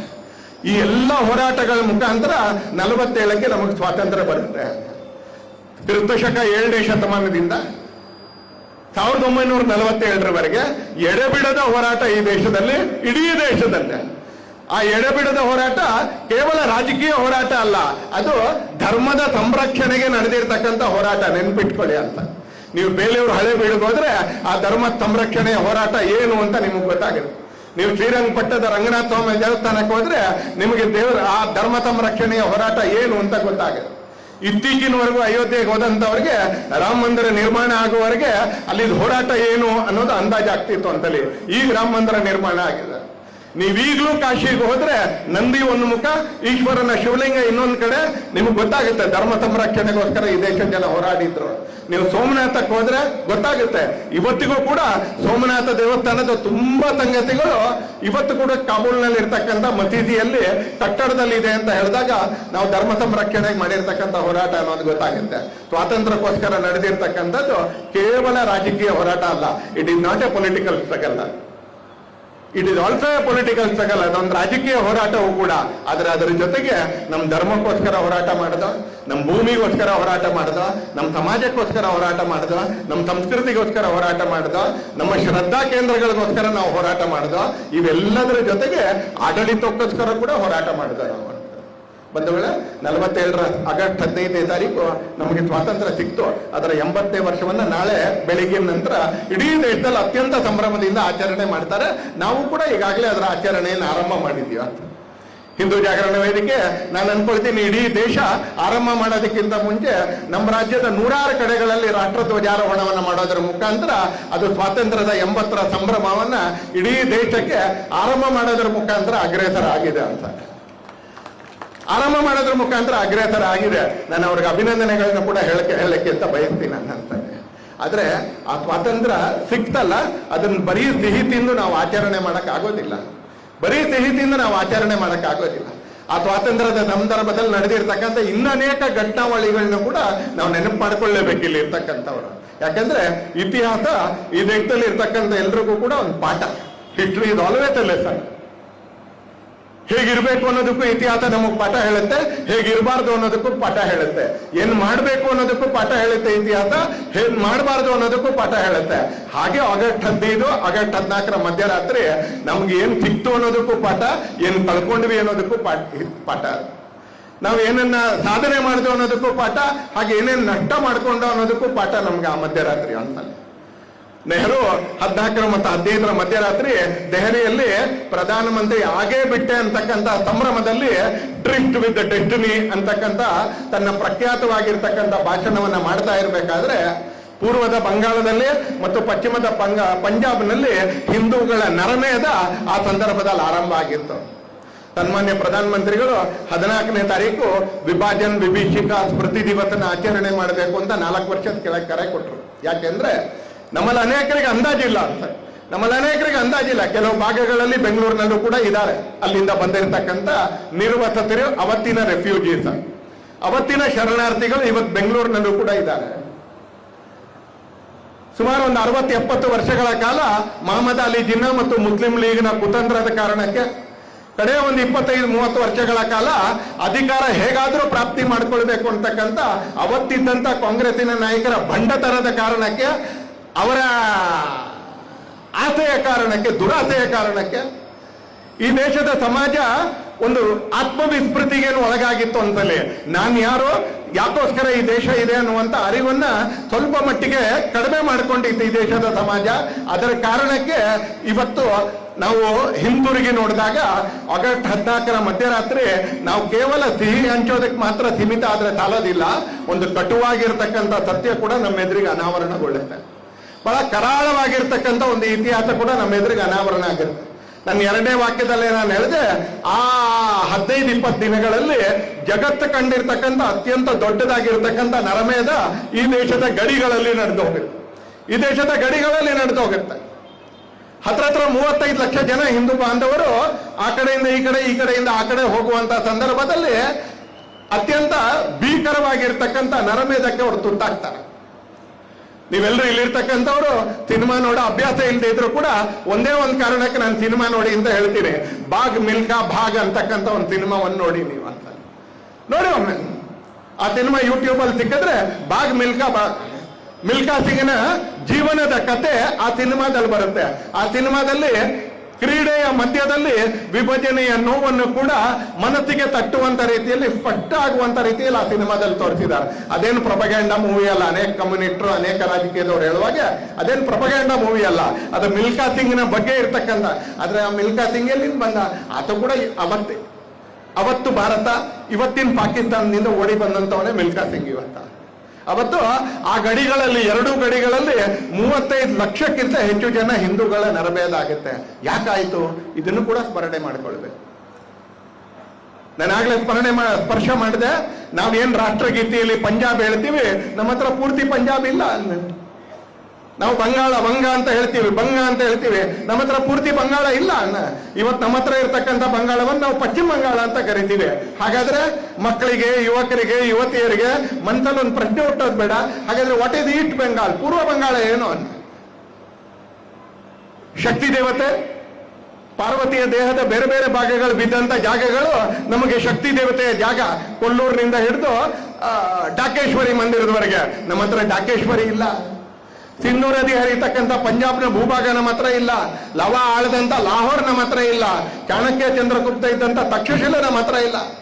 ಹೀಗೆ ಹೇಳ್ತಾ ಹೋದ್ರೆ ಯಾವುದು ನಮ್ಮ ಅತ್ಯಂತ ಅಭಿಮಾನದ ಕೇಂದ್ರಗಳು, ಆ ತರದ ಅನೇಕ ಸಂಗತಿಗಳಿಲ್ಲ. ಇವತ್ತು ಸಂಸ್ಕೃತಕ್ಕೆ, ಉಳಿದ ಅನೇಕ ಭಾಷೆಗಳಿಗೆ ವ್ಯಾಕರಣಕ್ಕೆ ಮೂಲವಾಗಿರ್ತಕ್ಕಂಥ ಪಾಣಿನಿ ಇದ್ದಂಥ ಜಾಗ ಇವತ್ತು ನಮ್ಮ ದೇಶದಲ್ಲಿ ಇಲ್ಲ. ಆ ಥರದ ಅನೇಕ ಕೇಂದ್ರಗಳು ನಮ್ಮ ಹತ್ರ ಇಲ್ಲ.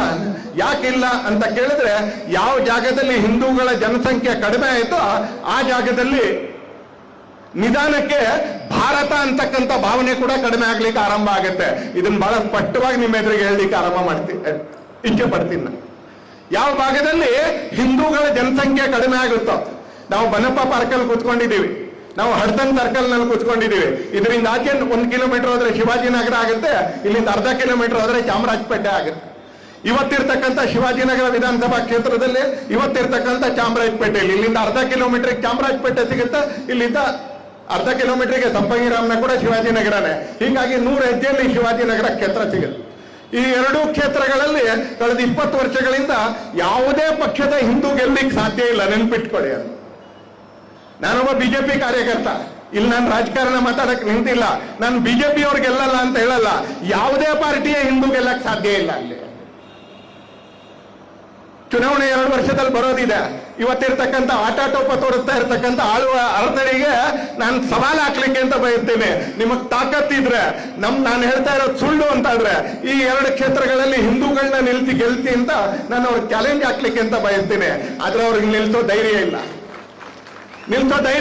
ಯಾಕಂದ್ರೆ ಅಲ್ಲೊಬ್ಬ ಹಿಂದೂವನ್ನು ನಿಲ್ಸಿ ಯಾವ ಪಕ್ಷ ಕೂಡ ಗೆಲ್ಲಿಸ್ಕೊಳಕ್ ಆಗೋದಿಲ್ಲ. ಯಾಕೆ ಅಂತ ಕೇಳಿದ್ರೆ ಎಲ್ಲಿ ಹಿಂದೂಗಳ ಸಂಖ್ಯೆ ಕಡಿಮೆ ಆಗುತ್ತೋ ಅಲ್ಲಿ ಅರಾಷ್ಟ್ರೀಯತೆ ಭಾವನೆ ಪ್ರಬಲ ಆಗ್ಲಿಕ್ಕೆ ಆರಂಭ ಆಗುತ್ತೆ.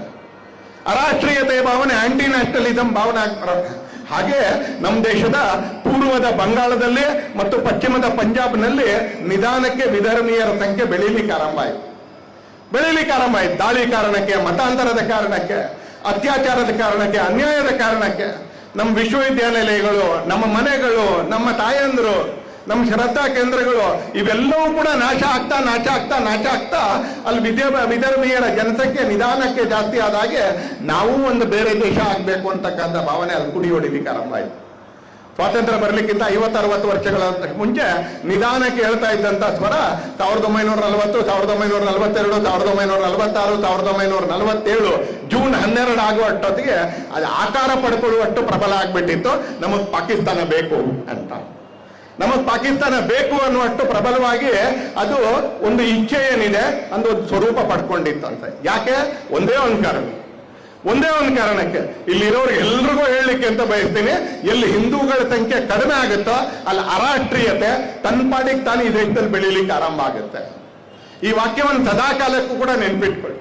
ಹಿಂದೂ ಬಹುಸಂಖ್ಯಾತನಾಗಿ ಯಾಕೆ ಇರಬೇಕು ಅಂತ ಕೇಳಿದ್ರೆ ಯಾರನ್ನೋ ಗೆಲ್ಸೋದಕ್ಕಲ್ಲ. ಹಿಂದೂ ಬಹುಸಂಖ್ಯಾತನಾಗಿ ಯಾಕೆ ಇರಬೇಕು ಅಂತ ಕೇಳಿದ್ರೆ ಭಾರತವಾಗಿ ಉಳಿಬೇಕು ಅಂದ್ರೆ ಹಿಂದೂ ಬಹುಸಂಖ್ಯಾತನಾಗಿರ್ಬೇಕು. ಭಾರತ ಸೆಕ್ಯುಲರ್ ಆಗಿರ್ಬೇಕು ಅಂತ ಹೇಳಿದ್ರೆ ಹಿಂದೂ ಬಹುಸಂಖ್ಯಾತವಾಗಿರ್ಬೇಕು. ಭಾರತ ಲಿಬರಲ್ ಆಗಿರ್ಬೇಕು ಅಂದ್ರೆ ಹಿಂದೂ ಬಹುಸಂಖ್ಯಾತನಾಗಿರ್ಬೇಕು. ಹಿಂದೂ ಅಲ್ಪಸಂಖ್ಯಾತನಾದ್ರೆ ಈ ದೇಶ ಎಂದೂ ಸೆಕ್ಯುಲರ್ ಇರಕ್ ಸಾಧ್ಯ ಇಲ್ಲ. ಯಾರ್ಯಾರು ಬ್ರಾಕೆಟ್ ಅಲ್ಲಿ ಎತ್ತ ಹಾಕೊಂಡಿದಾರೋ, ಯಾರ್ಯಾರು ನಮ್ಮ ಜೀವನದ ಲಕ್ಷ್ಯ ಸಮಾಜವಾದಿ ಅಂತ ಹೇಳ್ತಾರೋ ಅಥವಾ ಜಾತ್ಯತೀತ ಅಂತ ಹೇಳ್ತಾರೋ ಅವ್ರು ಯಾರೂ ಬದುಕಕ್ಕೆ ಸಾಧ್ಯ ಇಲ್ಲ. ಹಿಂದೂ ಅಲ್ಪಸಂಖ್ಯಾತನ ನೋಡ್ತಾ 1200 ವರ್ಷಗಳ ಹೋರಾಟದ ಕಾರಣಕ್ಕೆ, ನಿಧಾನಕ್ಕೆ ಕಡೆ 100 ವರ್ಷಗಳಲ್ಲಿ ನಡೆದಂತ ಅತ್ಯಾಚಾರದ ಕಾರಣಕ್ಕೆ ಅಲ್ಲೂ ಹಿಂದೂಗಳ ಸಂಖ್ಯೆ ಕಡಿಮೆ ಆಯಿತು, ಇಲ್ಲೂ ಹಿಂದೂಗಳ ಸಂಖ್ಯೆ ಕಡಿಮೆ ಆಯಿತು. ಮುಸ್ಲಿಂ ಲೀಗ್ ಹುಟ್ಟುಕೊಳ್ತು. ಮಹಮ್ಮದ್ ಅಲಿ ಜಿನ್ನಾ ಪ್ರಕಟ ಆದ. ಮಹಮ್ಮದ್ ಅಲಿ ಜಿನ್ನಾ ಪ್ರಬಲ ಆಗ್ತಾ ಹೋದಾಗಷ್ಟೊತ್ತಿಗೆ ನಮ್ಮ ನಾಯಕರುಗಳು, ಕಾಂಗ್ರೆಸ್ಸಿನ ನಾಯಕರು ಸುಸ್ತಾಗ್ತಾ ಹೋದ್ರು. ಗಾಂಧೀಜಿಯವರು ಹೇಳಿದ್ದಾರೆ, ನನ್ನ ಎದುರು ಗಟ್ಟಿಯಾಗಿ ನಿಂತ್ಕೊಳ್ತಕ್ಕಂಥ ನೇತೃತ್ವ ಇದ್ರೆ ನಾನು ವಿಭಜನೆಯನ್ನು ತಡೀಲಿಕ್ಕೆ ಪ್ರಯತ್ನ ಪಡ್ತಿದ್ರು ಇಲ್ವೋ ನಮ್ಗೇನು ಗೊತ್ತಿಲ್ಲ. ಆದ್ರೆ ಮುಂದೆ ಇರ್ತಕ್ಕಂಥ ನೇತೃತ್ವ ನೋಡಿದ್ರೆ, ಕಾಂಗ್ರೆಸ್ಸಿಂದ ಇವತ್ತಿನ ನೇತೃತ್ವ ನೋಡಿದ್ರೆ ನನಗೆ ಅವ್ರು ಇನ್ನೊಂದು ವರ್ಷ ಹೋರಾಟ ಮಾಡ್ತಾರೆ ಅನ್ನೋ ನಂಬಿಕೆನೇ ಉಳಿದಿಲ್ಲ ಅಂತ ಗಾಂಧೀಜಿ ಹೇಳ್ತಾರೆ. ಯಾಕಂದ್ರೆ ಸುಸ್ತಾಗ್ತಾ ಇನ್ನೆಷ್ಟು ವರ್ಷ ಹೋರಾಟಪ್ಪ, ಸ್ವಲ್ಪ ಅಧಿಕಾರ ಅನುಭವಿಸೋಣ ಅನ್ನೋ ಸ್ಥಿತಿಗೆ ಅವತ್ತಿನ ಕಾಂಗ್ರೆಸ್ನವ್ರು ಬಂದ್ಬಿಟ್ಟಿದ್ರು. ಮೊದಲನೇದಾಗ ಅವತ್ತಿನ ಕಾಂಗ್ರೆಸ್ ಆರಂಭ ಆಗಿದ್ದೆ ಒಂಥರ ಸ್ಮೋಕ್ ಪೈಪ್ ತರ, ಒಂದ್ ಸ್ವಲ್ಪ ಹೊಗೆ ಹೋಗಕ್ಕೆ, ವೆಂಟ್ ಪೈಪ್ ಹೋಗಕ್ಕೆ ಎಲ್ಲ ಮನೆಗಳಲ್ಲಿ ಒಂದ್ ಸ್ವಲ್ಪ ಒಂದು ಹೊಗೆ ಗೂಡಿ ಇಟ್ಟಿರ್ತಾರ ಅಂತಾರೆ. ಮನೆ ಒಳಗೆ ಹೊಗೆ ತುಂಬಿಕೊಳ್ಳೋದು ಬೇಡ, ಸ್ವಲ್ಪ ಮೇಲೆ ಹೊಟ್ಟೋಗ್ಲಿ ಅಂತ ಶುರು ಮಾಡಿದ್ ವಿದೇಶಿಯರು. ಬಹಳ ವರ್ಷಗಳ ಕಾಲ ಅದನ್ನ ನೇತೃತ್ವ ಕೊಟ್ಟಿದ್ದು ವಿದೇಶಿಯರು. ಅದರಲ್ಲಿ ಇದ್ದಿದ್ದೆಲ್ಲವೂ ಕೂಡ ವಿದೇಶಿಯರ ಆಶೋತ್ತರಗಳೇ. ಮಧ್ಯದಲ್ಲಿ ಒಂದು 35-40 ವರ್ಷ ಬಾಲಗಂಗಾಧರ್ ತಿಲಕರ ಕಾರಣಕ್ಕೆ, ಲಾಲಾ ಲಜಪತ್ ರಾಯ್ ಅವರ ಕಾರಣಕ್ಕೆ, ಈ ತರದವ್ರ ಅನೇಕ ಕಾರಣಕ್ಕೆ, ಮಹಾತ್ಮ ಗಾಂಧೀಜಿ ಕಾರಣಕ್ಕೆ ಅದೊಂದು ಸ್ವಲ್ಪ ನಮ್ಮ ದೇಶದ ಬಗ್ಗೆ ಆಸ್ಥೆ ವಹಿಸ್ಲಿಕ್ಕೆ ಅಂತ ಆರಂಭ ಆಯ್ತು. ಸ್ವಾತಂತ್ರ್ಯ ವಹಿಸಿದ ಮೇಲೆ ಮತ್ತೋಯ್ತು. ಆ 20-30 ವರ್ಷಗಳಷ್ಟು ಕಾಲ ಇಂಥವ್ರು ಒಂದಷ್ಟು ಮತ್ತು ಮಹಾತ್ಮ ಗಾಂಧೀಜಿ ಕಾರಣಕ್ಕೆ ಅದು ಸ್ವಾತಂತ್ರ್ಯ ಹೋರಾಟದ ಬಲವಾದ ಭೂಮಿಕೆಯಲ್ಲಿತ್ತು. ಆದ್ರೆ ಅದು ಕೂಡ ಕೈ ಚೆಲ್ಲಿಕ್ಕೆ ಆರಂಭ ಆಯ್ತು ಅನವಶ್ಯಕವಾಗಿ. ಈ ದೇಶದಲ್ಲಿ ನಮ್ಮ ದೇಶಕ್ಕೂ ಖಿಲಾಫತ್ ಆಂದೋಲನಕ್ಕೂ ಯಾವ ಸಂಬಂಧನೂ ಇಲ್ಲ. ಅಲ್ಲೆಲ್ಲೋ ಟರ್ಕಿಯಲ್ಲಿ ಖಲೀಫಾ ಆಳ್ವಿಕೆಗೆ ಬರಬೇಕು ಅಂತ ಹೇಳಿದ್ರೆ ಭಾರತೀಯ ಮುಸಲ್ಮಾನರಿಗೆ ಅದೇನ್ ಲೆಕ್ಕ? ಇವ್ರಿಗೇನ್ ಸಂಬಂಧ? ಭಾರತದ ಕಾಂಗ್ರೆಸ್ಸಿಗೇನ್ ಸಂಬಂಧ? ಕಾಂಗ್ರೆಸ್ ಖಿಲಾಫತ್ ಆಂದೋಲನದಲ್ಲಿ ತನ್ನನ್ನು ತಾನು ತೊಡಗಿಸ್ಕೊಳ್ಳುತ್ತೆ. ಗಾಂಧೀಜಿ ಹೇಳ್ತಾರೆ ಎಲ್ಲ ಹಿಂದೂಗಳು ಖಿಲಾಫತ್ ಆಂದೋಲನದಲ್ಲಿ ತೊಡಗಿಕೊಳ್ಬೇಕು. ಮುಸಲ್ಮಾನರು ಹಿಂದೂ ಆಂದೋಲನದಲ್ಲಿ ತೊಡ್ಕೊಳ್ಳೋದಿಲ್ಲ, ಆದ್ರೆ ಹಿಂದೂಗಳು ಮುಸಲ್ಮಾನರ ಆಂದೋಲನದಲ್ಲಿ ತೊಡಗಿಕೊಳ್ಬೇಕು. ಗಾಂಧೀಜಿ ಬಗ್ಗೆ ಇದು ಶ್ರದ್ಧೆ ಕಾರಣಕ್ಕೆ ಎಲ್ಲ ಹಿಂದೂಗಳು ಕಾಂಗ್ರೆಸ್ ಹೆಸರಿನಲ್ಲಿ ಖಿಲಾಫತ್ ಆಂದೋಲನಕ್ಕೆ ಪಾಲ್ಗೊಳ್ತಾರೆ. ಕಾಕಿನಾಡದಲ್ಲಿ ಅಧಿವೇಶನ ಆಗುತ್ತೆ. ಕಾಕಿನಾಡದ ಅಧಿವೇಶನ ಆದಾಗ ವಿಷ್ಣು ದಿಗಂಬರ ಪುಲಸ್ಕರ್ ಇದೇ ರೀತಿ ಇವತ್ತಿನ ತರ ಎದ್ದು ನಿಂತ್ಕೊಳ್ತಾರೆ ವಂದೇ ಮಾತರಂ ಹೇಳಕ್ಕೆ. ವಂದೇ ಮಾತರಂ ಈ ದೇಶದಲ್ಲಿ ಕಡೆಯಲ್ಲಿ ಹೇಳ್ತಾ ಇದ್ದಾಗ ಮೈ ನವೀರ್ ಹೇಳಿತ್ತು ಅಂತಾನೆ, ಯಾವ್ದಾದ್ರು ಒಂದು ಭೂಮಿಯನ್ನ ತಾಯಿಯ ಸ್ವರೂಪದಲ್ಲಿ ನೆನಪು ಮಾಡ್ಕೊಂಡ್ರೆ ತಾಯಿ ಬಗ್ಗೆ ಭಕ್ತಿ ಇರುತ್ತೋ ಆ ಭೂಮಿ ಬಗ್ಗೆನೂ ಅಷ್ಟೇ ಭಕ್ತಿ ಬರಕ್ ಶುರು ಆಗುತ್ತೆ. ನಾವು ಬಂಕಿಂ ಚಂದ್ರರು ಅತ್ಯಂತ ಭಾವುಕವಾಗಿರ್ತಕ್ಕಂಥ ರೀತಿಯಲ್ಲಿ ವಂದೇ ಮಾತರಂ ಬರೀತಾರೆ. ಅದು ಜನ ಸ್ವೀಕಾರ ಮಾಡ್ಬಿಡ್ತಾರೆ, ಯಾರು ಸ್ಯಾಂಕ್ಷನ್ ಕೊಡ್ಲಿಲ್ಲ, ಜನ ಸ್ವೀಕಾರ ಮಾಡ್ಬಿಡ್ತಾರೆ. ಕಾಂಗ್ರೆಸ್ಸಿನ ಅಧಿವೇಶನದಲ್ಲಿ ವಂದೇ ಮಾತರಂ ಹೇಳಲಿಕ್ಕೆ ಅಂತ ಆರಂಭ ಮಾಡ್ತಾರೆ. ಕಾಕಿನಾಡದ ಅಧಿವೇಶನದಲ್ಲಿ, ಆಂಧ್ರ ಪ್ರದೇಶದ ಕಾಕಿನಾಡದ ಅಧಿವೇಶನದಲ್ಲಿ ಬಂದು ನಿಂತ್ಕೊಳ್ತಾರೆ ವಿಷ್ಣು ದಿಗಂಬರ ಪುಲಸ್ಕರ್ ಅವರು. ಆ ಕಾಂಗ್ರೆಸ್ ಕಾಕಿನಾಡದ ಅಧಿವೇಶನದ ಅಧ್ಯಕ್ಷ ಸ್ಥಾನ ಮೊಹಮ್ಮದ್ ಅಲಿ ಅಂತಕ್ಕಂಥ ಒಬ್ಬ ಮುಸಲ್ಮಾನ್ ಮುಖಂಡರು. ಇವರು ವಂದೇ ಮಾತರಂ ಹೇಳಕ್ಕೆ ಅಂತ ಬಂದು ನಿಂತ್ಕೊಂಡಿದ್ದಾರೆ. ಅವ್ರು ಹೇಳ್ತಾರೆ, ಇಲ್ಲ ವಂದೇ ಮಾತರಂ ಹೇಳಕ್ ಆಗೋದಿಲ್ಲ, ಅದು ನನ್ನ ಧರ್ಮಕ್ಕೆ ವಿರುದ್ಧ, ನನ್ನ ನಂಬಿಕೆಗಳಿಗೆ ವಿರುದ್ಧ ಅಂತ ಹೇಳ್ತಾರೆ. ಏನಾಗ್ಬೇಕು ಅಂತ ಬಹಳ ಸ್ಪಷ್ಟ ಇದೆ ಅಂತಾರೆ, ವಂದೇ ಮಾತರಂ ದೇಶಕ್ಕೆ ಸಂಬಂಧಪಟ್ಟಿದ್ರೆ ಇದ್ರಲ್ಲಿ ಧರ್ಮ ತರಬಾರ್ದು ಅಂತ ಹೇಳಬೇಕು. ಇಲ್ಲ, ಕಾಂಗ್ರೆಸ್ ರಾಜಿ ಮಾಡ್ಕೊಳ್ತು, ವಂದೇ ಮಾತರಮನ್ನ ಅರ್ಧ ತುಂಡು ಮಾಡ್ತು, ವಂದೇ ಮಾತರಮನ್ನ ಹೇಳೋದನ್ನ ಬಿಟ್ಬಿಟ್ರು. ಹೇಳಿದ್ರು ಅರ್ಧ ಹೇಳಿದ್ರು, ಈಗ ಆರ್ಡರ್ ಆಗಿದೆ, ವಂದೇ ಮಾತರಂ ಪೂರ್ತಿ ಹೇಳಬೇಕು ಅಂತ ಆರ್ಡರ್ ಆಗಿದೆ. ನಾಳೆ ಬೆಳಿಗ್ಗೆ ಐತಿಹಾಸಿಕವಾಗಿರ್ತಕ್ಕಂಥ ಕ್ಷಣ, ಸ್ವತಂತ್ರ ಭಾರತದ ಇತಿಹಾಸದಲ್ಲಿ ಮೊಟ್ಟ ಮೊದಲನೇ ಬಾರಿಗೆ ನಾಳೆ 7:30 ಗಂಟೆಗೆ ಪ್ರಧಾನಮಂತ್ರಿಗಳು ರಾಷ್ಟ್ರಧ್ವಜವನ್ನು ಆರೋಹಣ ಮಾಡಿದ ನಂತರ ನಮ್ಮೆಲ್ಲರಿಗೂ ಪೂರ್ಣ 4.5 ನಿಮಿಷದ ವಂದೇ ಮಾತರಂ ಕೇಳಲಿಕ್ಕೆ ಸಿಗುತ್ತೆ. ಅಧಿಕೃತವಾಗಿ ಕೆಂಪುಕೋಟೆಯ ಜಾಗದಿಂದ ಅಧಿಕೃತವಾಗಿ. ಯಾವಾಗ ನಿಲ್ತು? ಕಾಕಿನಾಡ ಅಧಿವೇಶನದಲ್ಲಿ. ಯಾಕೆ ನಿಲ್ತು? ಆ ಅಧಿವೇಶನದ ಅಧ್ಯಕ್ಷ ಮುಸಲ್ಮಾನ, ಅವ್ರಿಗೆ ಧರ್ಮಕ್ಕೆ ವಿರೋಧ ವಂದೇ ಮಾತರಂ ಅನ್ನೋ ಕಾರಣಕ್ಕೋಸ್ಕರ ವಂದೇ ಮಾತರಂ ಕಾಂಗ್ರೆಸ್ ನಿಲ್ಸಿದ್ರು, ವಂದೇ ಮಾತರಂ ತುಂಡರಿಸಿದ್ರು, ವಂದೇ ಮಾತರಂ ಅನ್ನು ಹಾಡೋದ್ ನಿಲ್ಲಿಸ್ತು. ಮುಸಲ್ಮಾನರಿಗೆ ಮತ್ತು ಮುಸ್ಲಿಂ ಲೀಗಿಗೆ ಅಂತ ಶುರು ಆಗಿತ್ತು, ನಾವು ಬಗ್ಸಿದ್ರೆ ಇವ್ರು ಬಗ್ಗಕ್ಕೆ ರೆಡಿ ಆಗಿದ್ದಾರೆ ಅಂತ. ನಾವು ಬಗ್ಸಿದ್ರೆ ಇವ್ರು ಬಗ್ಗಕ್ಕೆ ತಯಾರಿದ್ದಾರೆ ಅಂತ ಯಾವಾಗ ಅನ್ನಿಸ್ತು, ಅವ್ರು ನಿರಂತರವಾಗಿ ಬಗ್ಗಿಸ್ಲಿಕ್ಕೆ ಅಂತ ಆರಂಭ ಮಾಡಿದ್ರು. ಬ್ರಿಟಿಷರನ್ನು ಬಗ್ಗುವಂತ ಕೆಲಸಕ್ಕೆ ಹೊರಟರು. 1947ರಲ್ಲಿ ಈ ಬಗ್ತಾ ಹೋಗಿದ್ರಿಂದ ಕಾಂಗ್ರೆಸ್ಸಿನ ಮುಖಂಡರು ಇವತ್ತು, ನಾನು ಆಗಲೇ ಹೇಳಿದಾಗೆ, ಇವತ್ತು ಲಾಹೋರು ನಮ್ಮ ಹತ್ರ ಇಲ್ಲ, ಢಾಕಾ ನಮ್ಮ ಹತ್ರ ಇಲ್ಲ, ಇವತ್ತು ಪಾಣಿನಿಯ ಜಾಗಗಳು ನಮ್ಮ ಹತ್ರ ಇಲ್ಲ, ತಕ್ಷಶಿಲೆ ನಮ್ಮ ಹತ್ರ ಇಲ್ಲ, ಇವತ್ತು ಗಂಗಾ ನದಿ ಮಹಾಪದ್ಮ ಆಗಿ ಹರಿದು ಹೋಗ್ತಕ್ಕಂಥ ಜಾಗ ನಮ್ಮ ಹತ್ರ ಇಲ್ಲ, ಸಿಂಧು ಹೋಗಿ ಅರಬ್ಬಿ ಸಮುದ್ರಕ್ಕೆ ಸೇರ್ತಕ್ಕಂಥ ಜಾಗ ಇಲ್ಲ. ಇವತ್ತು ನಮ್ಮ ದೇಶದ ಒಂದು ಬಹುದೊಡ್ಡ ಭೂಭಾಗ ಇವತ್ತು ನಮ್ಮ ಹತ್ರ ಇಲ್ಲ. ಇವರೆಲ್ಲರೂ ಮಾತು ಕೊಟ್ಟಿದ್ರು, ನಮ್ಗೆ ಮಾತು ಕೊಟ್ಟಿದ್ರು. 1929ನೇ ಇಸ್ವಿಯ ಲಾಹೋರ್ ಅಧಿವೇಶನದಲ್ಲಿ ಸ್ವತಃ ಜವಾಹರ್ಲಾಲ್ ನೆಹರು ಎದ್ದು ನಿಂತ್ಕೊಂಡು ರಾವಿ ನದಿಯ ನೀರನ್ನ ಕೈಯಲ್ಲಿ ಹಿಡ್ಕೊಂಡು ಸಂಕಲ್ಪ ಮಾಡ್ತಿದ್ರು, ಅಖಂಡ ಭಾರತಕ್ಕೋಸ್ಕರ ನಾವು ಸ್ವಾತಂತ್ರ್ಯ ಸಂಗ್ರಾಮ ಮಾಡ್ತೀವಿ ಅಂತ. ಇದೇ ಜವಾಹರ್ಲಾಲ್ ನೆಹರು, ಇನ್ನೊಬ್ಬ ಜವಾಹರ್ಲಾಲ್ ನೆಹರು ಅಲ್ಲ, ಇದೇ ಜವಾಹರ್ಲಾಲ್ ನೆಹರು ಅಖಂಡ ಭಾರತದ ಸಂಕಲ್ಪ ಮಾಡಿದ್ರು. ಸಂಪೂರ್ಣ ಸ್ವರಾಜ್ಯ ನಮ್ಮ ಹಕ್ಕು, ಸಂಪೂರ್ಣ ಸ್ವರಾಜ್ಯಕ್ಕೋಸ್ಕರ ನಮ್ಮ ಹೋರಾಟ ಅಂತ ಹೇಳಿದ್ರು. ಗಾಂಧೀಜಿ ಹೇಳಿದ್ರು ಅಂತಲೇ, ಇದು ಒಂದು ಅವಾಸ್ತವ, ಅವ್ಯಾವಹಾರಿಕವಾಗಿರ್ತಕ್ಕಂಥ ಕಲ್ಪನೆ, ಅವ್ಯಾವಹಾರಿಕವಾಗಿರ್ತಕ್ಕಂಥ ಕಲ್ಪನೆ. ಯಾವುದನ್ನು ಭಗವಂತ ಒಟ್ಟಾಗಿ ಇಟ್ಟಿದ್ದಾನೋ ಅದನ್ನು ಮನುಷ್ಯ ಬೇರೆ ಮಾಡಕ್ ಆಗೋದಿಲ್ಲ. ಗಾಂಧೀಜಿ ಹೇಳ್ತಾರೆ, ವಿವಿಧಕ್ಕೆ ನನ್ನನ್ನು ಕತ್ತರಿಸಿ, ಭಾರತವನ್ನ ಕತ್ತರಿಸಕ್ಕಿಂತ ಮುಂಚೆ ಗಾಂಧೀಜಿನ ಯಾರು ಕತ್ತರಿಸಲಿಲ್ಲ ಆಗ 47ರಲ್ಲಿ, ಆದ್ರೆ ಭಾರತ ಕತ್ತರಿಸಲಾಯಿತು. ಬಾಬು ರಾಜೇಂದ್ರ ಪ್ರಸಾದ್ ಹೇಳ್ತಾರೆ, ಇದು ಆರ್ಥಿಕವಾಗಿ, ಸಾಮಾಜಿಕವಾಗಿ, ಸಾಂಸ್ಕೃತಿಕವಾಗಿ, ರಾಜಕೀಯವಾಗಿ ಇದೊಂದು ಮೂರ್ಖತನದ ಕಲ್ಪನೆ, ಇದು ಯಾವತ್ತೂ ಸಾಧ್ಯ ಇಲ್ಲ ಅಂತ. ಬಾಬು ರಾಜೇಂದ್ರ ಪ್ರಸಾದ್ ಕಣ್ಣೆದುರಿಗೆ ಭಾರತ ತುಂಡಾಗುತ್ತೆ ಅಂತ. ನಮಗೆ ಸ್ವಾತಂತ್ರ್ಯ ಸಿಗ್ಬೇಕಾದ್ರೆ ಇಲ್ಲಿರ್ತಕ್ಕಂಥ ಎಲ್ಲರೂ ನಮ್ಮ ಮುಖಾಂತರ ಲಕ್ಷಾಂತರ ಜನ ನೆನಪು ಮಾಡ್ಕೊಳ್ಬೇಕು. ಯಾವುದು ಭಾರತವು ಗಂಗೆ ಚ ಯಮುನೆ ಚೈವ ಗೋದಾವರಿ ಸರಸ್ವತಿ ನರ್ಮದೆ ಸಿಂಧು ಕಾವೇರಿ, ನರ್ಮದೆ ಸಿಂಧು ಕಾವೇರಿ ಇಲ್ಲ ನಮ್ಮ ಹತ್ರ. ಹಿಮಾಲಯಂ ಸಮಾರಭ್ಯ ಯಾವದಿಂದು ಸರೋವರಂ ತಮ್ ದೇವ ನಿರ್ಮಿತಂ ದೇಶಂ, ಆ ದೇವ ನಿರ್ಮಿತ ದೇಶ ಅಲ್ಲ ಅಂತ. ಮುಸ್ಲಿಂ ಲೀಗ್ ತಗೊಂಡೋದ್ಮೇಲೆ, ಕಾಂಗ್ರೆಸ್ ಒಂದ್ ಸ್ವಲ್ಪ ಇಟ್ಕೊಂಡ ಮೇಲೆ, ಬ್ರಿಟಿಷರು ತುಂಡು ಮಾರದ್ಮೇಲೆ ಉಳಿದಿರ್ತಕ್ಕಂಥ ಭಾರತ ನಮ್ಮ ಹತ್ರ ಇರೋದು ಅಂತ. ನಾಳೆ ಬೆಳಿಗ್ಗೆ ಚಾಕ್ಲೇಟ್ ತಗೊಳ್ಳುವಾಗ, ಲಾಡು ತಗೊಳ್ಳುವಾಗ ನಮ್ಮೆಲ್ಲರೂ ಲಾಡು ತಗೊಳ್ಳೋಣ ತಪ್ಪಿಲ್ಲ, ಚಾಕ್ಲೇಟ್ ತಗೊಳ್ಳೋಣ ತಪ್ಪಿಲ್ಲ, ಆದ್ರೆ ಅದು ತಗೊಳ್ತಾ ಇರ್ಬೇಕಾದ್ರೆ ನೆನ್ಪಿಟ್ಕೊಳ್ಬೇಕು ಅಂತಲೇ ಮುಸಲ್ಮಾನರು ಒಂದಷ್ಟು ಜಾಗ ತಗೊಂಡು ಹೋಗಿದ್ದಾರೆ ಮುಸ್ಲಿಂ ಲೀಗ್ನವರು. ಕಾಂಗ್ರೆಸ್ ಒಂದಷ್ಟು ದಾನ ಕೊಡ್ತು, ಬ್ರಿಟಿಷರು ಒಂದಷ್ಟು ಕತ್ತರಿಸಿ ತುಂಡು ಮಾಡೋದ್ರು. ಉಳಿದಿರ್ತಕ್ಕಂಥ ಭಾರತದಲ್ಲಿ ನಾವಿದೀವಿ. ಯಾವಾಗಾದ್ರೂ ಒಂದ್ಸಲಿ, ಅದು ಯಾವಾಗಲೂ ಸಾವಿರಾರು ವರ್ಷಗಳ ನಂತರ ಅಲ್ಲ, ಯಾವಾಗಾದ್ರೂ ಒಂದ್ಸಲಿಂದ ಅದು ಯಾವತ್ತೋ ಸಾವಿರಾರು ವರ್ಷಗಳ ನಂತರ ಅಲ್ಲ. ಇಲ್ಲಿ ಅತ್ಯಂತ ವಯಸ್ಸಾಗಿರೋರು ಅವ್ರ ಜೀವನದ ಕಾಲದಲ್ಲಿ ಅಖಂಡ ಭಾರತವನ್ನು ನೋಡ್ಬೇಕು ಅಂತಕ್ಕಂಥ ಸಂಕಲ್ಪ ನಾವು ಮಾಡ್ಬೇಕು. ಇಲ್ಲಿರ್ತಕ್ಕಂಥ ಬಾಲಕರು, ಇಲ್ಲಿರ್ತಕ್ಕಂಥ ಮಕ್ಕಳಲ್ಲ, ಇಲ್ಲಿ ಅತ್ಯಂತ ವಯಸ್ಸಾಗಿರ್ತಕ್ಕಂಥವ್ರು ಅವ್ರ ಕಣ್ಣಲ್ಲಿ ಅಖಂಡ ಭಾರತ ನೋಡ್ಬೇಕು ಅಂತಕ್ಕಂಥ ಸಂಕಲ್ಪ ಮಾಡಬೇಕು. ಆ ಕಾರಣಕ್ಕೆ ಮಧ್ಯರಾತ್ರಿ 12 ಗಂಟೆಗೆ ಹಿಂದೂ ಜಾಗರಣ ವೇದಿಕೆ ಕಾರ್ಯಕ್ರಮ ಮಾಡ್ತಾ ಇದೆ. ಹಿಂದೂ ಜಾಗರಣ ವೇದಿಕೆ ನಾಳೆ ಬೆಳಿಗ್ಗೆ ಮಾಡಿದ್ರೆ ನ್ಯೂಸ್ ಆಗೋದಿಲ್ಲ, ಯಾಕಂದ್ರೆ ಅಷ್ಟೊತ್ತಿಗೆ ಸರ್ಕಾರದ ಕಾರ್ಯಕ್ರಮ ಆರಂಭ ಆಗಿರುತ್ತೆ. ಮಧ್ಯರಾತ್ರಿ ಮಾಡಿದ್ರೆ ಸ್ವಲ್ಪ ನ್ಯೂಸ್ ಆಗುತ್ತೆ ಅಂತಕ್ಕಂಥ ಅಲ್ಪತನದ ಕಾರಣಕ್ಕೆಲ್ಲ ಕಾರ್ಯಕ್ರಮ ಮಾಡ್ತಾರೆ. ಅಲ್ಪತನದ ಕಾರ್ಯಕ್ರಮ ಎಲ್ಲ ಮಾಡ್ತಾರೆ. ಇವತ್ತು ಈ ವಿಷಯವನ್ನ 10 ಸಲ ಕೇಳಿದೀವಿ ನಾವು. ಇಲ್ಲೇನು ಮೊದಲು ಬಂದವರು ಬಹಳ ಸಂಖ್ಯೆ ಕಡಿಮೆ ಇರ್ಬೋದು, 10 ಸಲ ಕೇಳಿದೀವಿ ನಾವು. ಗೊತ್ತಿದೆ ನಮ್ಗೆ, ನಾಳೆ ಬೆಳಿಗ್ಗೆ ಸ್ವಾತಂತ್ರ್ಯದ ಸಂಭ್ರಮವನ್ನು ಆಚರಣೆ ಮಾಡ್ತಾ ಇರ್ಬೇಕಾದ್ರೆ ನಾವೆಲ್ಲರೂ ನೆನ್ಪಿಟ್ಕೊಂಡಿರ್ಬೇಕು, ನಾವು ಸಂಪೂರ್ಣ ಭಾರತದ ಸ್ವಾತಂತ್ರ್ಯವನ್ನು ಆಚರಣೆ ಮಾಡ್ತಾ ಇಲ್ಲ, ನಾವು ತ್ರಿಖಂಡಿತಗೊಂಡಿರ್ತಕ್ಕಂಥ 3 ಭಾಗ ಆಗಿರ್ತಕ್ಕಂಥ ಭಾರತದಲ್ಲಿ ಇದೀವಿ ನಾವು.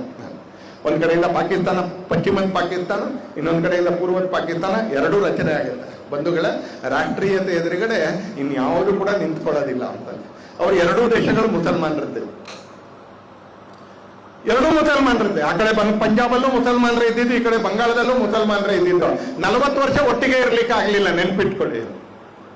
40 ವರ್ಷ ಒಟ್ಟಿಗೆ ಇರ್ಲಿಕ್ಕೆ ಆಗ್ಲಿಲ್ಲ, ಯಾಕಂದ್ರೆ ಅಲ್ಲೊಂದು ಭಾವನೆ ಇಲ್ಲ, ಅಲ್ಲಿ ಮತಾಂಧತೆ ಮಾತ್ರ ಇರೋದು, ಅಲ್ಲೊಂದು ರಾಷ್ಟ್ರೀಯತೆ ಇಲ್ಲ, ನ್ಯಾಷನಲಿಸಮ್ ಇಲ್ಲ, ಅಲ್ಲಿ ಸ್ವಾರ್ಥ ರಾಜಕೀಯ ಆಕಾಂಕ್ಷೆ ಮಾತ್ರ ಇರೋದು. 40 ವರ್ಷ ಇರಕ್ಕಾಗಿಲ್ಲ. 47, 57, 67, 25 ವರ್ಷ ಆಗೋದಕ್ಕಿಂತ ಮುಂಚೆ ಪಾಕಿಸ್ತಾನ ಮತ್ತು ಬಾಂಗ್ಲಾದೇಶ ಎರಡು ಬೇರೆ ಆಯ್ತು. 25 ವರ್ಷ ಆಗೋದಕ್ಕಿಂತ ಮುಂಚೆ ಪಾಕಿಸ್ತಾನ ಮತ್ತು ಬಾಂಗ್ಲಾದೇಶ ಬೇರೆ ಆಯ್ತು. ನೆನ್ಪಿಟ್ಕೊಳ್ಳಿ, ಇವತ್ತು ನಾವಿಲ್ಲಿ ಸ್ವಾತಂತ್ರ್ಯಕ್ಕೋಸ್ಕರ ರಾಷ್ಟ್ರ ಧ್ವಜಾರೋಹಣ ಮಾಡ್ತಾ ಇರ್ಬೇಕಾದ್ರೆ ಆ ರಾಷ್ಟ್ರ ಧರ್ಮದ ಅಡಿಪಾಯದ ಮೇಲೆ ಇರುತ್ತೆ ಅನ್ನುವಂಥ ಸಂಕಲ್ಪವನ್ನ ಧರ್ಮ ಧ್ವಜಾರೋಹಣದ ಮುಖಾಂತರ ಮಾಡ್ತಾ ಇರಬೇಕಾದ್ರೆ ಪಾಕಿಸ್ತಾನದಲ್ಲಿ ಒಂದು ಸಿವಿಲ್ ವಾರ್ ನಡೀತಾ ಇದೆ. ಇವತ್ತು ಪಾಕಿಸ್ತಾನದಲ್ಲಿ ಒಂದು ಸಿವಿಲ್ ವಾರ್ ನಡೀತಾ ಇದೆ. ಬಲೂಚಿಸ್ತಾನ್ ನಿರ್ಮಾಣಕ್ಕೆ ಹೋರಾಟ ನಡೀತಾ ಇದೆ. ಪಾಕಿಸ್ತಾನದವ್ರು ಏನ್ ನಮ್ಮ ಜಮ್ಮು ಕಾಶ್ಮೀರವನ್ನ ಮೋಸದಿಂದ ವಶ ಮಾಡ್ಕೊಂಡಿದಾರೋ ಅಲ್ಲಿ ಜನ ಮನೆಗೆ ಹೋಗ್ಬಿಟ್ಟು ಆಂದೋಲನಕ್ಕೆ ಹೊರಗೆ ಬರ್ಲಿಕ್ಕೆ ಪ್ರೇರಣೆ ಕೊಡ್ತಾ ಇದ್ದಾರೆ. ಪಾಕಿಸ್ತಾನದ ಸೈನ್ಯ ಆ ಪಾಕ್ ಆಕ್ಯುಪೈಡ್ ಜಮ್ಮು ಕಾಶ್ಮೀರದ ನಾಗರಿಕರ ಮೇಲೆ ಗುಂಡು ಹಾರಿಸಿ ರಸ್ತೆಗಳಲ್ಲಿ ತನ್ನ ನಾಗರಿಕರನ್ನ ಕೊಂಡ್ಕೊಳ್ತಾ ಇದೆ. ಪಾಕಿಸ್ತಾನ ಬದುಕಕ್ಕೆ ಸಾಧ್ಯನೇ ಇಲ್ಲ. ಪಾಕಿಸ್ತಾನ ಬದುಕಕ್ಕೆ ಸಾಧ್ಯವೇ ಇಲ್ಲ. ಯಾಕಂದ್ರೆ ಅದ್ರ ಹಿಂದೆ ಯಾವ ಭಾವನೆನೂ ಇಲ್ಲ, ಅದ್ರ ಹಿಂದೆ ಯಾವ ಸಂಸ್ಕೃತಿನೂ ಇಲ್ಲ, ಅದ್ರ ಹಿಂದೆ ಯಾವ ರಾಷ್ಟ್ರೀಯತೆಯ ಕಲ್ಪನೆ ಕೂಡ ಇಲ್ಲ ಅಂತದೆ. ಯಾವ ಕಲ್ಪನೆ ಕೂಡ ಇಲ್ಲ. ಇಲ್ಲಿ ಬರ್ತಾ ಇರ್ಬೇಕಾದ್ರೆ ಹಾಗೆ ಸೋಷಿಯಲ್ ಮೀಡಿಯಾ ನೋಡಿದೆ ನಾನು. ಆ ಸೋಷಿಯಲ್ ಮೀಡಿಯಾ ಯಾರೋ ಬರ್ದಿದ್ದಾರೆ ಅಂತಾರೆ 2026 ಅಖಂಡ ಪಾಕಿಸ್ತಾನದ ಕಡೆಯ ಸ್ವಾತಂತ್ರ್ಯ ದಿನೋತ್ಸವ ಅಂತ ಒಬ್ಬ ಜ್ಯೋತಿಷಿ ಬರ್ದಿದ್ದಾರೆ. ಅರ್ಥ ಅವ್ರ ಅಖಂಡ ಪಾಕಿಸ್ತಾನ ಅನ್ನೋದನ್ನ ನಾನು ಒಪ್ಕೊಳ್ಳೋದಿಲ್ಲ. ಯಾಕಂದ್ರೆ 71ರಲ್ಲಿ ಅಖಂಡ ಪಾಕಿಸ್ತಾನ ಆಗ್ಲೇ 2 ಆಗ್ಬಿಟ್ಟಿದೆ ಅಂತಲೇ. ಆಗ್ಲೇ 2 ಆಗ್ಬೇಕು. ಒಂದು ಅವ್ಯವಹಾರಿಕವಾಗಿರ್ತಕ್ಕಂಥ ಒಂದು ದೇಶವನ್ನ ಕಾಂಗ್ರೆಸ್ನವ್ರು ಬಿಟ್ಕೊಟ್ರು, ಬ್ರಿಟಿಷರವ್ರು ನಿರ್ಮಾಣ ಮಾಡಿದ್ರು, ಮುಸ್ಲಿಂ ಲೀಗ್ನವ್ರು ಕಿತ್ಕೊಂಡು ಏನಿದ್ದಾರೆ ಅದನ್ನ ಅತ್ಯಂತ ಸಹಜವಾಗಿ ನಮ್ಮ ಸಾಮರ್ಥ್ಯದ ಕಾರಣಕ್ಕೆ, ನಮ್ಮ ಸಂಸ್ಕೃತಿಯ ಕಾರಣಕ್ಕೆ, ನಮ್ಮ ಪರಂಪರೆಯ ಕಾರಣಕ್ಕೆ, ಮತ್ತೆ ಸಾಂಸ್ಕೃತಿಕ ಭಾರತದಲ್ಲಿ, ನಮ್ಮ ನಂಬಿಕೆಯ ಭಾರತದಲ್ಲಿ ಅದನ್ನ ಒಟ್ಟಿಗೆ ಮಾಡಬೇಕಾಗಿರ್ತಕ್ಕಂಥ ಸಂಕಲ್ಪ ಕೂಡ ಇಲ್ಲಿರ್ತಕ್ಕಂಥ ಎಲ್ಲರದ್ದು ಇದೆ. ಇಲ್ಲಿರ್ತಕ್ಕಂಥ ಎಲ್ಲರೂ ಇದೆ. ಅದನ್ನ ನಾವು ಮಾಡಬೇಕಾಗಿದೆ ಅಂತ. ಒಂದು ಅವಾಸ್ತವವಾಗಿರ್ತಕ್ಕಂಥ ಕಲ್ಪನೆನ ಖಂಡಿತ ಇಲ್ಲ. ಇಟ್ ಇಸ್ ನಾಟ್ ಅವಾಸ್ತವವಾಗಿರ್ತಕ್ಕಂಥ ಕಲ್ಪನೆ ಇಲ್ಲ. ನಮ್ಮ ಕಣ್ಣೆದುರಿಗೆ, ಇಲ್ಲಿ ಕೂತ್ಕೊಂಡಿರ್ತಕ್ಕಂಥವ್ರ ಕಣ್ಣೆದುರಿಗೆ ಪೂರ್ವ ಮತ್ತು ಪಶ್ಚಿಮ ಜರ್ಮನಿ ಒಂದಾಗಿದೆ. ನಾನ್ ಸ್ಕೂಲಲ್ಲಿ ಓದ್ತಾ ಇರ್ಬೇಕಾದ್ರೆ ಈಸ್ಟ್ ಮತ್ತು ವೆಸ್ಟ್ ಜರ್ಮನಿ ಒಟ್ಟಾಯ್ತು. ನಾನ್ ಸ್ಕೂಲಲ್ಲಿ ಓದ್ತಾ ಇರ್ಬೇಕಾದ್ರೆ, ಉಳಿದವರ ಅನೇಕರು ಪತ್ರಿಕೆ ಓದ್ತಾ ಇರ್ಬೇಕಾದ್ರೆ ನಮ್ಗೆ ಈಸ್ಟ್ ಮತ್ತು ವೆಸ್ಟ್ ಜರ್ಮನಿ ಒಟ್ಟಾಗಿದೆ. ಗೊತ್ತಿದೆ ನಿಮ್ಗೆ ಅಂತ. ವಿಯೆಟ್ನಾಂ ಅದು ಒಟ್ಟಾಯ್ತು, ನಮ್ಮ ಕಣ್ಣೆದುರಿಗೆ ಒಟ್ಟಾಗಿದೆ. ನಮ್ಮ ದೇಶಕ್ಕಿಂತ 1 ವರ್ಷದ ನಂತರ ಸ್ವಾತಂತ್ರ್ಯ ಸಿಗತಕ್ಕಂಥ ಇಸ್ರೇಲ್, ನಮ್ಮ ದೇಶಕ್ಕಿಂತ 1 ವರ್ಷದ ನಂತರ 48 ಮೇ 15 ಅವ್ರಿಗೆ ಸ್ವಾತಂತ್ರ್ಯ ಸಿಕ್ತು.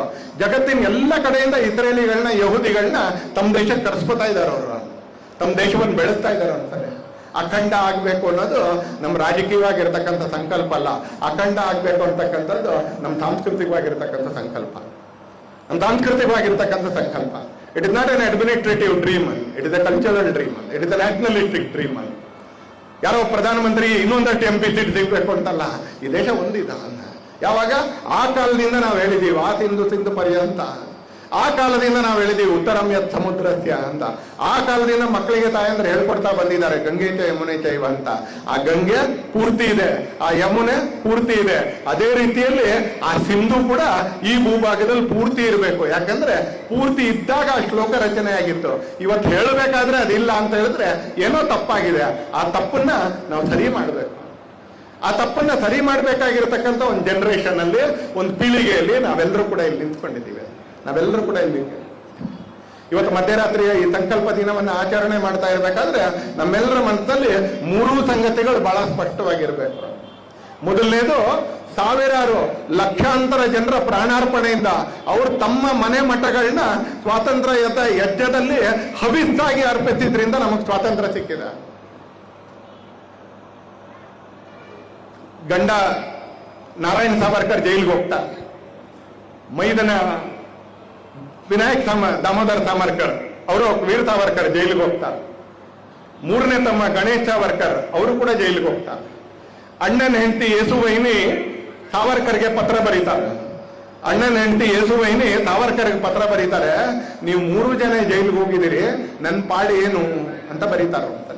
ಸಾಮಾನ್ಯ ಹೆಣ್ಮಗಳಲ್ಲ, ಆದ್ರೂ ಒಂದು ದುಃಖದ ಕ್ಷಣದಲ್ಲಿ 3 ಜನ, ಇಬ್ರು ಮೈದನಂದ್ರು ಕೂಡ ಜೈಲಿಗೆ ಹೋಗಿದ್ದಾರೆ, ಗಂಡ ಕೂಡ ಜೈಲಿಗೆ ಹೋಗಿದ್ದಾರೆ, ಮನೆ ಪರಿಸ್ಥಿತಿ ಏನು ಅಂತ ಬರೀತಾರೆ. ನಮ್ಮ ಅಮ್ಮನಿಗೆ 7 ಜನ ಮಕ್ಕಳಿದ್ದಿದ್ರೆ 7 ಜನ ಜೈಲಿಗೆ ಹೋಗ್ಲಿ ಅಂತ ಹಾರೈಸ್ತಾ ಇದ್ರು. ಗಜೇಂದ್ರ ತನ್ನ ಸೊಂಡಲ್ನಿಂದ ಯಾವ ಪುಷ್ಪವನ್ನ ತೆಗೆದು ಶಿವನಿಗೆ ಅರ್ಪಿಸ್ತಾನೋ ಆ ತಾವರೆಯೇ ಧನ್ಯ ಅಂತ ವಾಪಸ್ ಪತ್ರ ಬರೀತಾರೆ ಸಾವರ್ಕರ್. ತಮ್ಮನ್ನು ತಾವು ಸುಟ್ಕೊಂಡ್ರು, ಈ ತರ ತಮ್ಮನ್ನು ತಾವು ಸುಟ್ಕೊಂಡ್ರು ಸ್ವಾತಂತ್ರ್ಯಕ್ಕೋಸ್ಕರ. ತಮ್ಮನ್ನು ತಾವು ಸುಟ್ಕೊಳ್ತಾ ಸ್ವಾತಂತ್ರ್ಯದ ಯಜ್ಞಕ್ಕೆ ಅವರು ಹವಿಸ್ಸಾದ್ರು, ಅದಕ್ಕೆ ಕಾವು ಕೊಟ್ಟರು, ಅದು ಪ್ರಜ್ವಲಿಸುವಾಗಿ ಮಾಡಿದ್ರು. ಆ ಕಾರಣಕ್ಕೆ ನಮಗೆ ಸ್ವಾತಂತ್ರ್ಯ ಸಿಕ್ತು. ಸುಭಾಷ್ ಚಂದ್ರ ಬೋಸ್ ಹೇಳ್ತಾರೆ, ನೀವು ನನಗೆ ರಕ್ತ ಕೊಡಿ, ನಾನು ನಿಮಗೆ ಸ್ವಾತಂತ್ರ್ಯ ಕೊಡ್ತೀನಿ ಅಂತ. ವಾಕ್ಯ ನೆನಪು ಮಾಡ್ಕೊಳ್ಳಿ ಅಂತಲೇ, ನೀವು ನನಗೆ ರಕ್ತ ಕೊಡಿ, ನಾನು ನಿಮಗೆ ಸ್ವಾತಂತ್ರ್ಯ ಕೊಡ್ತೀನಿ. ಹೇಳಕ್ಕೊಂದು ತಾಕತ್ ಬೇಕು, ಹೇಳಕ್ಕೊಂದು ತಾಕತ್ ಬೇಕು. ಮತ್ತು ಆ ಥರ ಇದ್ದಾಗ ಹೇಳೋ ತಾಕತ್ತು ಕೂಡ ಬರುತ್ತೆ ಅಂತಾನೆ. ಆ ಥರ ಇದ್ದಾಗ ಹೇಳೋ ತಾಕತ್ ಬರುತ್ತೆ. ನೀವು ನನಗೆ ರಕ್ತ ಕೊಡಿ, ನಾನು ನಿಮಗೆ ಸ್ವಾತಂತ್ರ್ಯ ಕೊಡ್ತೀನಿ ಅಂತ ನೇತಾಜಿ ಸುಭಾಷ್ ಚಂದ್ರ ಬೋಸ್ ಈ ದೇಶದಲ್ಲಿ ಹೇಳ್ತಾರೆ. ಈ ದೇಶದ ಸಾವಿರಾರು ಜನ ಯುವಕರು ನೇತಾಜಿ ಸುಭಾಷ್ ಚಂದ್ರ ಬೋಸರ ಸೈನ್ಯಕ್ಕೆ ಸೇರಿ ಬ್ರಿಟಿಷರ ವಿರುದ್ಧ ಹೋರಾಟದಲ್ಲಿ ರಕ್ತ ಕೊಡ್ತಾರೆ ಈ ದೇಶಕ್ಕೆ. ಆ ರಕ್ತ ಕೊಟ್ಟಿದ್ದರಿಂದ ಈ ಸ್ವಾತಂತ್ರ್ಯ ಬಂತು. ಇದನ್ನ ನೆನ್ಪಿಟ್ಕೊಳ್ಳಿ ಅಂತೇಳಿ ಲಕ್ಷಾಂತರ ಜನರ ಬಲಿದಾನ, ಕೋಟ್ಯಾಂತರ ಜನರ ಸತ್ಯಾಗ್ರಹ ಇವೆರಡು ಒಟ್ಟಿಗೆ ಸೇರಿದ್ರಿಂದ ಈ ದೇಶಕ್ಕೆ ಸ್ವಾತಂತ್ರ್ಯ ಬಂತು. ಅದೇ ಸಂದರ್ಭದಲ್ಲಿ ನೆನಪು ಮಾಡ್ಕೊಳ್ಬೇಕು, ಅವತ್ತಿದ್ದಂತ ಕಾಂಗ್ರೆಸ್ಸಿಗರ ಅಧಿಕಾರದ ಲಾಲಸೆ ಕಾರಣಕ್ಕೆ, ಅವತ್ತಿದ್ದಂತ ಹಿಂದೂಗಳು ಯಾರನ್ನ ನಂಬಿಕೊಂಡಿದ್ರು ಆ ನೇತೃತ್ವದ ವಿಫಲತೆ ಕಾರಣಕ್ಕೆ 46ನೇ ಇಸ್ವಿಯಲ್ಲಿ ಚುನಾವಣೆ ಆಗುತ್ತೆ ಬಂಧುಗಳ. 1946 46ರಲ್ಲಿ ಚುನಾವಣೆ ಆಗುತ್ತೆ. ಮುಸ್ಲಿಂ ಲೀಗ್ ಪಾಕಿಸ್ತಾನದ ಎಜೆಂಡಾ ಇಟ್ಕೊಂಡು ಚುನಾವಣೆ ಹೋಗುತ್ತೆ. ಕಾಂಗ್ರೆಸ್ ಅಖಂಡ ಭಾರತದ ಎಜೆಂಡಾ ಇಟ್ಕೊಂಡು ಚುನಾವಣೆಗೆ ಹೋಗುತ್ತೆ. ಮುಸ್ಲಿಂ ಮೆಜಾರಿಟಿ ಇರುವಂತ ರಾಜ್ಯಗಳಲ್ಲಿ ಮುಸ್ಲಿಂ ಲೀಗ್ ಗೆಲ್ಲುತ್ತೆ, ಹಿಂದೂ ಮೆಜಾರಿಟಿ ಇರುವಂತ ರಾಜ್ಯಗಳಲ್ಲಿ ಕಾಂಗ್ರೆಸ್ ಗೆಲ್ಲುತ್ತೆ. 71% ಏರಿಯಾದಲ್ಲಿ ಕಾಂಗ್ರೆಸ್ ಗೆಲ್ಲುತ್ತೆ, 29% ಏರಿಯಾದಲ್ಲಿ ಮುಸ್ಲಿಂ ಲೀಗ್ ಗೆಲ್ಲುತ್ತೆ. 46ನೇ ಇಸ್ವಿಯಲ್ಲಿ 47ನೇ ಇಸ್ವಿಯಲ್ಲಿ ಯಾವ ಎಜೆಂಡಾದ ಮೇಲೆ ಓಟ್ ತಗೊಂಡಿದ್ರು ಆ ಎಜೆಂಡಾವನ್ನೇ ಕಾಂಗ್ರೆಸ್ ಮರೆತು ಬಿಡ್ತಾರೆ ಅಂತಲೇ, ಆ ಎಜೆಂಡಾವನ್ನೇ ಕಾಂಗ್ರೆಸ್ನವ್ರು ಮರೆತು ಬಿಡ್ತಾರೆ. ನೆನ್ಪಿಟ್ಕೊಳ್ಬೇಕು ನಾವು ಅಂತಲೇ. ಅವ್ರು ಮರೆತಿದ್ರಿಂದ ಅವತ್ತಿನ ದೌರ್ಬಲ್ಯದ ಕಾರಣಕ್ಕೆ ಅಖಂಡವಾಗಿರ್ತಕ್ಕಂಥ ಭಾರತ ಅದು ತ್ರಿಖಂಡ ಆಯಿತು ಅನ್ನೋದನ್ನ ನೆನ್ಪಿಟ್ಕೊಳ್ಬೇಕು. ಇತಿಹಾಸದ ತಪ್ಪುಗಳನ್ನ ಸರಿ ಮಾಡಬೇಕಾಗಿರ್ತಕ್ಕಂಥದ್ದು ಮುಂದಿನ ಪೀಳಿಗೆಯವರ ಬಹುದೊಡ್ಡ ಜವಾಬ್ದಾರಿ. ತಪ್ಪು ಇತಿಹಾಸದಿಂದ ಪಾಠ ಕಲಿಬೇಕು, ಇತಿಹಾಸದಲ್ಲಿ ಆಗಿರ್ತಕ್ಕಂಥ ತಪ್ಪನ್ನು ಸರಿ ಮಾಡಬೇಕಾಗಿರ್ತಕ್ಕಂಥದ್ದು ನಮ್ಮೆಲ್ಲರದ್ದು ಕೂಡ ಆಗ್ತಾ ಇದೆ. ಇವತ್ತು ಕೆಲಸ ಆಗ್ತಾ ಇದೆ. ನಾನು 9 ವರ್ಷದ ಕೆಳಗೆ ಬುರಹಾನ್ ವಾನಿ ಅಂತಕ್ಕಂಥ ಒಬ್ಬ ಭಯೋತ್ಪಾದಕ ಕಾರ್ಯಕ್ರಮ ಮುಗಿದ ನಂತರ ನೆಟ್ವರ್ಕ್ ಸಿಕ್ಕಿದಾಗ ಒಂದ್ಸಲ ತೆಗೆದು ನೋಡಿ, ಅದನ್ನ ಸೋಷಿಯಲ್ ಮೀಡಿಯಾದಲ್ಲಿ ತೆಗೆದು ನೋಡಿ. 27 ಜನ ಭಯೋತ್ಪಾದಕರ ಜೊತೆ ಆತ ಒಂದು ಸೆಲ್ಫಿ ತೆಗಿತಾನೆ. 27 ಜನ ಭಯೋತ್ಪಾದಕರ ಜೊತೆ ಆತ ಒಂದು ಸೆಲ್ಫಿ ತೆಕ್ಕೊಳ್ತಾನೆ ಒಂದ್ಸಲ. ಇವತ್ತು ನಿಮ್ಮೆಲ್ರಿಗೂ ಅಭಿಮಾನದಿಂದ ಹೇಳಲಿಕ್ಕೆ ಅಂತ ಬಯಸ್ತೀನಿ, ಇವತ್ತು ಬುರಹಾನ್ ವಾನಿ ಕೂಡ ಈ ಲೋಕದಲ್ಲಿ ಇಲ್ಲ. ಅದ್ರ ಜೊತೆಗೆ ಅವನ ಜೊತೆ ಅವತ್ತಿನ ಸೆಲ್ಫಿಯಲ್ಲಿ ಇದ್ದಂತ 26ರಲ್ಲಿ 26 ಜನ ಕೂಡ ಇವತ್ತು ಈ ಲೋಕದಲ್ಲಿ ಇಲ್ಲ. 26ರಲ್ಲಿ 26 ಜನ ಕೂಡ ಇವತ್ತು ಈ ಲೋಕದಲ್ಲಿ ಇಲ್ಲ. ಇವತ್ತು ಪಾಕಿಸ್ತಾನದಲ್ಲಿ ಮತ್ತು ಜಗತ್ತಿನ ಬೇರೆ ಬೇರೆ ಕಡೆಗಳಲ್ಲಿ ಭಾರತದ ಬಗ್ಗೆ ಕೆಟ್ಟದಾಗಿ ಯೋಚನೆ ಮಾಡುವಂತ, ಭಾರತದಲ್ಲಿ ಭಯೋತ್ಪಾದನೆ ಮಾಡತಕ್ಕಂತ ಅನೇಕ ಜನರು ಭಗವಂತನ ಪಾದ ಸೇರ್ತಾ ಇದ್ದಾರೆ. ಯಾರದೋ ಸಂಕಲ್ಪದ ಕಾರಣಕ್ಕೆ ಭಗವಂತನ ಪಾದ ಸೇರ್ಪಡ್ತಾ ಇದ್ದಾರೆ. ಇವತ್ತು ಭಾರತದಲ್ಲಿ ನಾನು ಕೆಟ್ಟದ್ದು ಮಾಡಿ ಎಲ್ಲೋ ಹೋಗಿ ನಾನು ಬದುಕ್ಬೋದು ಅಂತಕ್ಕಂಥ ಧೈರ್ಯನೇ ಅನೇಕರಿಗೆ ಹೊರಟೋಗ್ಬಿಡ್ತಾ ಇದೆ. ಇವತ್ತು ಕಾಶ್ಮೀರದ ಒಂದು ಸಣ್ಣ ಏರಿಯಾ ಬಿಟ್ರೆ, ಜಮ್ಮುನಲ್ಲೂ ಇಲ್ಲ, ಕಾಶ್ಮೀರದ ಒಂದು ಸಣ್ಣ ಏರಿಯಾದಲ್ಲಿ ಬಿಟ್ರೆ ಇಡೀ ದೇಶದಲ್ಲಿ ನಿಮಗೆ ಬಾಂಬ್ ಸ್ಫೋಟ ಅಂತಕ್ಕಂಥದ್ದು ಒಂದು ನಿನ್ನೆಯ ಕತೆ ಅದಷ್ಟೇ. ನಿನ್ನೆಯ ಕತೆ. ಅಹಮದಾಬಾದ್ನ ಅಕ್ಷರಧಾಮದಲ್ಲಿ ಬಾಂಬ್ ಸ್ಫೋಟ ಆಗಿತ್ತು. ಮಲ್ಲೇಶ್ವರಂನ ಜಗನ್ನಾಥ್ ಭವನದ ಮುಂದೆ ಬಾಂಬ್ ಸ್ಫೋಟ ಆಗಿತ್ತು. ಸಂಜೋತಾ ಎಕ್ಸ್ಪ್ರೆಸ್ ಘಟನೆ ನಡೆದಿತ್ತು. ಜಮ್ಮುನಲ್ಲಿ ಆಂಜನೇಯನ ದೇವಸ್ಥಾನದಲ್ಲಿ ಬಾಂಬ್ ಸ್ಫೋಟ ನಡೆದಿತ್ತು. ಇಡೀ ದೇಶದಲ್ಲಿ ಬಾಂಬ್ ಸ್ಫೋಟ ನಡೀತಿತ್ತು. ಇವತ್ತು ಕಾಶ್ಮೀರ ಕಣಿವೆಯ ಒಂದಷ್ಟು ಜಾಗದಲ್ಲಿ ಪಾಕಿಸ್ತಾನದ ಗಡಿಯಿಂದ ಒಂದು 20-30 ಕಿಲೋಮೀಟರ್ ದೂರದವರೆಗೆ ಇವತ್ತೇನಾದ್ರೂ ಘಟನೆ ನಡೆಯುತ್ತೆ ಹೊರತು ಭಾರತದಲ್ಲಿ ಇವತ್ತು ಆ ಥರದ ಘಟನೆ ನಡೆಯೋದೇ ಇಲ್ಲ. ನಾಳೆ ಬೆಳಿಗ್ಗೆ 8 ಗಂಟೆಗೆ ಇತಿಹಾಸದಲ್ಲಿ ಮೊದಲನೇ ಬಾರಿಗೆ 93 ಗ್ರಾಮಗಳಲ್ಲಿ, ಬತ್ತರ್ನ 93 ಗ್ರಾಮಗಳಲ್ಲಿ 52 ವರ್ಷಗಳ ನಂತರ ನಾಳೆ ರಾಷ್ಟ್ರ ಧ್ವಜಾರೋಹಣ ಆಗುತ್ತೆ. ಯಾಕಂದ್ರೆ ಅಲ್ಲಿ ನಕ್ಸಲೀಯರ ನಿರ್ಮೂಲನೆ 93 ಗ್ರಾಮಗಳಲ್ಲಿ, 93 ಗ್ರಾಮ ಪಂಚಾಯಿತಿಗಳಲ್ಲಿ, ಬತ್ತರ್ನ 93 ಗ್ರಾಮ ಪಂಚಾಯಿತಿಗಳಲ್ಲಿ 52 ವರ್ಷದ ನಂತರ ನಾಳೆ ಮೊದಲನೇ ಬಾರಿಗೆ ರಾಷ್ಟ್ರ ಧ್ವಜಾರೋಹಣ ಆಗುತ್ತೆ. ಯಾಕಂದ್ರೆ ಇವತ್ತು ನಿಮ್ಮೆಲ್ಲರ ಸಂಕಲ್ಪ ಮಾಡಿರ್ತಕ್ಕಂಥವ್ರು ಇವತ್ತು ಕೆಲವು ಜಾಗದಲ್ಲಿ ಕೂತಿದ್ದಾರೆ. ಅವ್ರು ನಕ್ಸಲೀಯರನ್ನ ನಿರ್ಮೂಲನೆ ಮಾಡಿದ್ದಾರೆ. ಇವತ್ತು ಆ ಜಾಗದಲ್ಲಿ ರಾಷ್ಟ್ರ ಧ್ವಜಾರೋಹಣ ಆಗುತ್ತೆ. ಇವತ್ತು ದೇಶ ಸುರಕ್ಷಿತವಾಗ್ತಾ ಇದೆ. ಇವತ್ತು ಭಾರತಕ್ಕೆ ವಿರೋಧಿಗಳು ಅಸುರಕ್ಷಿತರಾಗ್ತಾ ಇದ್ದಾರೆ. ಭಾರತದ ವಿರೋಧಿಗಳು ಇವತ್ತು ಅಸುರಕ್ಷಿತರಾಗ್ತಾ ಇದ್ದಾರೆ. ಸ್ವಲ್ಪ ಗಮನ ಕೊಟ್ಟು ಓದಿದ್ರೆ ನಮಗೆ ಅನೇಕ ಸಲ ಅಂದಾಜಾಗ್ಲಿಕ್ಕೆ ಆರಂಭಾಗುತ್ತೆ. ಇದನ್ನು ಕೂಡ ನಾವು ನೆನ್ಪಿಟ್ಕೊಳ್ಬೇಕು ಅಂತಲೇ ಆ ವಿಭಜನೆಯ ಸಂದರ್ಭದಲ್ಲಿ ನಡೆದಂತ ಅನಾಹುತ ಮತ್ತು ಆ ವಿಭಜನೆಯ ಸಂದರ್ಭದಲ್ಲಿ ರಾಷ್ಟ್ರೀಯ ಸ್ವಯಂ ಸೇವಕ ಸಂಘ, ಹಿಂದೂ ಜಾಗರಣ ವೇದಿಕೆಯ ತರದ ಸಾಮಾಜಿಕ ಸಂಸ್ಥೆಗಳು ಆ ಭಾಗದ ಹಿಂದೂಗಳಿಗೆ ಮಾಡಿರ್ತಕ್ಕಂಥ ಸೇವೆಯನ್ನ ನಾವು ನೆನಪು ಮಾಡ್ಕೊಳ್ಬೇಕು. ಇವತ್ತು ಸರ್ಕಾರದ ರಿಜಿಸ್ಟರ್ ಮಾಡ್ಕೊಂಡಿರ್ತಕ್ಕಂಥ ಸಂಸ್ಥೆಗಳ ಆರ್ಥಿಕ ಅವ್ಯವಹಾರದಲ್ಲಿ ಮುಳುಗಿ ಜೈಲನ್ನ ಸೇರ್ತಾ ಇರುವಂತ ಜಾಗಗಳಲ್ಲಿ ಕಳೆದ 100 ವರ್ಷಗಳಲ್ಲಿ ರಿಜಿಸ್ಟ್ರೇ ಮಾಡಿಕೊಳ್ಳದೆ ತನ್ನನ್ನ ಕೋಟ್ಯಾಂತರ ಜನರ ವಿಶ್ವಾಸವನ್ನ ಸಂಪಾದಿಸಿ ದೇಶ ಸೇವೆಯ ಮಾಡ್ತಾ ಇರ್ತಕ್ಕಂಥ ರಾಷ್ಟ್ರೀಯ ಸ್ವಯಂ ಸೇವಕ ಸಂಘ ವಿಭಜನೆಯ ಸಂದರ್ಭದಲ್ಲೂ ಹಿಂದೂಗಳಿಗೆ ಬಂದಿತ್ತು. ಪ್ರಿಯಾಂಕರ್ಗೆ ಅವರೇ, ನಿಮ್ ರಿಜಿಸ್ಟ್ರೇಷನ್ ಜಗತ್ತಿಗೊಂದು ಮಾಪದಂಡ ಅಲ್ಲ. ನೀವು ರಿಜಿಸ್ಟ್ರೇಷನ್ ಮಾಡಿಕೊಂಡವ್ರು ಅವ್ಯವಹಾರ ಮಾಡ್ತಾ ಇದಾರ. ಅದರ ರಾಷ್ಟ್ರೀಯ ಸ್ವಯಂ ಸೇವಕ ಸಂಘ ಇಲ್ಲಿರ್ತಕ್ಕಂಥ ಸಾವಿರಾರು ಜನರ ರೀತಿಯಲ್ಲಿ ಕೋಟ್ಯಾಂತರ ಜನರ ನಂಬಿಕೆಯ ಜೊತೆಗೆ ಇವತ್ತು ಕೆಲಸ ಮಾಡ್ತಾ ಇದೆ. ನಂಬಿಕೆಯ ಜೊತೆಗೆ ಕೆಲಸ ಮಾಡ್ತಾ ಇದೆ ಅಂತ ಯಾವ ರಾಜ್ಯಸಭೆಯ ವಿರೋಧ ಪಕ್ಷದ ನಾಯಕರು ಮಲ್ಲಿಕಾರ್ಜುನ್ ಖರ್ಗೆ ಇಡೀ ಕುಟುಂಬ ಹೈದರಾಬಾದಿನ ರಜಾಕಾರರ ಹಲ್ಲೆಯನ್ನ ಎದುರಿಸಿ ಗುಲ್ಬರ್ಗ ಕಡೆ ಓಡ್ ಬಂತೋ ಆ ರಜಾಕಾರನ್ನ ಎದುರಿಸಿದ್ದು RSSನವರೇ. ನಾನು ಗೃಹ ಮಂತ್ರಿಗಳಿಗೆ ಹೇಳ್ತೀನಿ, ನಿಮ್ ಪೊಲೀಸ್ದವರಲ್ಲ, ನಿಮ್ಮ ವಂಶಸ್ಥರು ಅಲ್ಲ. ಆ ರಜಾಕಾರನ ಎದುರಿಸಿದ್ದು ಇದೇ RSS ಅವರು. ನಿಮ್ ಕುಟುಂಬ ಓಡ್ ಬಂತು ಗುಲ್ಬರ್ಗಕ್ಕೆ. ನೀವು ಇದ್ದ ಗ್ರಾಮದಿಂದ ಕುಟುಂಬ ಓಡ್ ಬಂತು. ನಿಮ್ಮಪ್ಪ ಹುಟ್ಟು ಬಟ್ಟೆಯಲ್ಲಿ ಓಡ್ಬೇಕಾಗಿ ಬಂತು ಅಂತ ಓಡ್ ಬರ್ಬೇಕಾಗಿ ಬಂತು. ಇವತ್ತು ಸಂಘದ ಬಗ್ಗೆ ಬಿಟ್ಟು ತೋರಿಸ್ತೀರಿ. ಅದೇ ಸಂಘ ರಜಾಕಾರರ ವಿರುದ್ಧ ಹೋರಾಡಿದ್ದು, ಅದೇ ಸಂಘ ವಿಭಜನೆಯಲ್ಲಿ ಹಿಂದೂಗಳಿಗೆ ಧೈರ್ಯಕ್ಕೆ ಅಂತ ನಿಂತ್ಕೊಂಡಿದ್ದು ಅಂತಲೇ. ಆ ಪೊಲೀಸರು ಸಹಾಯಕ್ಕೆ ಬರಲಿಲ್ಲ, ರಾಜಕೀಯದವರು ಸಹಾಯಕ್ಕೆ ಬರಲಿಲ್ಲ. ಸಣ್ಣ ಹುಡುಗರು RSS ಕಾರ್ಯಕರ್ತರು, ಸಣ್ಣ ಕಾರ್ಯಕರ್ತರು ತಾವು ಎಲ್ಲೆಲ್ಲಿದೀವೋ ಅಲ್ಲೆಲ್ಲ ಹಿಂದೂಗಳನ್ನ ರಕ್ಷಣೆ ಮಾಡಿದ್ರು. ಹಿಂದೂಗಳನ್ನ ಅತ್ಯಂತ ಜೋಪಾನವಾಗಿ ಎಲ್ಲಿ ಬದುಕ್ಬೋದ ಆ ಜಾಗದಕ್ಕೆ ಕರ್ಕೊಂಡ್ ಬಂದ್ರು ಅಂತಲೇ ಅಂತ. ಅವಾಗ್ಲೂ ಸಂಘ ರಿಜಿಸ್ಟರ್ ಆಗಿರ್ಲಿಲ್ಲ, ಇವಾಗ್ಲೂ ಸಂಘ ರಿಜಿಸ್ಟರ್ ಆಗೋದಿಲ್ಲ. ಯಾಕಂದ್ರೆ ನಿಮ್ ರಿಜಿಸ್ಟ್ರೇಷನ್ ನ ಕಾರಣಕ್ಕೆ ಜಗತ್ತು ನಡೆಯೋದಿಲ್ಲ ಅಂತಾರೆ. ಅದು ಒಂದು ವ್ಯವಸ್ಥೆ ಅಂತಾರೆ. ಇವತ್ತು ಆ ಕೆಲಸವನ್ನು ಸಂಘ ಮಾಡಿರ್ತಕ್ಕಂಥ ಆ ಸಂದರ್ಭದ ಕೆಲಸವನ್ನು ಕೂಡ ನಾವೆಲ್ಲರೂ ಕೂಡ ನೆನಪು ಮಾಡ್ಕೊಳ್ಬೇಕು. ಹಾಗೆ ಇವತ್ತು ನಮಗೊಂದು ಕರ್ತವ್ಯ ಇದೆ ಅಂತಲೇ. ಜಗತ್ತಿನಲ್ಲಿ ಎಲ್ಲ ಸಂಸ್ಕೃತಿಗಳು, ಎಲ್ಲ ಸಮಾಜಗಳು ಕೂಡ ಇತಿಹಾಸದಿಂದ ಪಾಠ ಕಲಿತು ಇತಿಹಾಸದಲ್ಲಿ ಆಗಿರ್ತಕ್ಕಂಥ ತಪ್ಪುಗಳನ್ನ ಸರಿ ಮಾಡ್ಕೊಳ್ತಾ ಮುಂದೆ ಹೋಗಿದ್ದಾರೆ. ಇದೆಲ್ಲ ಯಾವತ್ತೋ ಒಂದ್ ದಿವಸ ಆಗ್ಬಿಡ್ತೀವಿ, ಇವತ್ತು ನಾವು ನಮ್ಮ ಕೆಲಸ ಮಾಡ್ಕೊಳ್ತೀವಿ ಅಂತಕ್ಕಂಥದ್ದು ಒಂದು ನಿರ್ವೀರ್ಯ ತರದ ಒಂದು ಕೆಲಸ. ಇತಿಹಾಸದ ಪಾಠ ನಾವೇನೋ ಬೇಕು ಅಂತ ಮಾಡಲ್ಲ, ಬಟ್ ಅಲ್ಲಿ ಆಗಿರ್ತಕ್ಕಂಥ ತಪ್ಪನ್ನು ಸರಿ ಮಾಡ್ಕೊಳ್ಳಿಕ್ಕೆ ಬೇಕಾಗಿರ್ತಕ್ಕಂಥ ಒಂದು ಸಾಮೂಹಿಕವಾಗಿರ್ತಕ್ಕಂಥ ಒಂದು ರಾಷ್ಟ್ರೀಯವಾಗಿರ್ತಕ್ಕಂಥ ಸಂಕಲ್ಪ ನಮ್ಮೆಲ್ಲರ ಹೃದಯದಲ್ಲಿ ಮೂಡಬೇಕು. ಆ ಸಂಕಲ್ಪಕ್ಕೋಸ್ಕರ ನಾವೆಲ್ಲರೂ ಕೂಡ ಇವತ್ತಿನ ಸೇರಿದ್ದೀವಿ, ಮಧ್ಯರಾತ್ರಿ ಸೇರಿದ್ದೀವಿ. ಯಾವ ಗಳಿಗೆಯಲ್ಲಿ ಅದು ನಮ್ಮಿಂದ ಹೋಯ್ತೋ ಅದೇ ಗಳಿಗೆಯಲ್ಲಿ ಸ್ವಾತಂತ್ರ್ಯವನ್ನು ಆಚರಿಸಕ್ಕೆ ಸೇರಿದೀವಿ ನಾವು ಅಂದ್ರೆ. ಇದೇ ಗಳಿಗೆಯಲ್ಲಿ ದೇಶ ನಮ್ಮಿಂದ ತುಂಡಾಗಿತ್ತು ಅಂತ. ಇಟ್ಟು ಅನ್ಯಾಯಕರವಾಗಿರ್ತಕ್ಕಂಥ ರೀತಿಯಲ್ಲಿ ಈ ದೇಶದಲ್ಲಿ ನಾವು ಸ್ವಾತಂತ್ರ್ಯವನ್ನ ಪಡ್ಕೊಂಡು ದೇಶ ವಿಭಜನೆ ಆಯಿತು. ಆ ಕ್ಷಣದಲ್ಲಿ ನಾವು ಸಂಕಲ್ಪಕ್ಕೋಸ್ಕರ ಸೇರ್ತಾ ಇದ್ದೀವಿ. ನಾನು ಮತ್ತೆ ಹೇಳ್ತೀನಿ, ಇಲ್ಲಿ ಅತ್ಯಂತ ವಯಸ್ಸಾಗಿರೋರು ಯಾರಿದ್ದಾರೆ ಅವ್ರ ಕಣ್ಣೆದುರುಗಡೆ ಅಖಂಡ ಭಾರತ ನೋಡ್ತಕ್ಕಂಥ ಸಂಕಲ್ಪ ನಮ್ಮೆಲ್ಲರದಾಗಬೇಕು. ಯಾರೋ ಬಾಲಕರ ಜೀವನದಲ್ಲ, ಅತ್ಯಂತ ಹಿರಿಯರ ಜೀವನದಲ್ಲಿ ಅಖಂಡ ಭಾರತ. ಮತ್ತು ಆ ತರದ ಕ್ಷಣಗಳು ನಮ್ಮೆಲ್ಲರ ಎದುರಿಗೆ ಬರ್ತಾ ಇದೆ. ಇವತ್ತು ಭಾರತ ಸಶಕ್ತವಾಗ್ತಾ ಇದೆ, ಭಾರತ ಸಬಲವಾಗ್ತಾ ಇದೆ.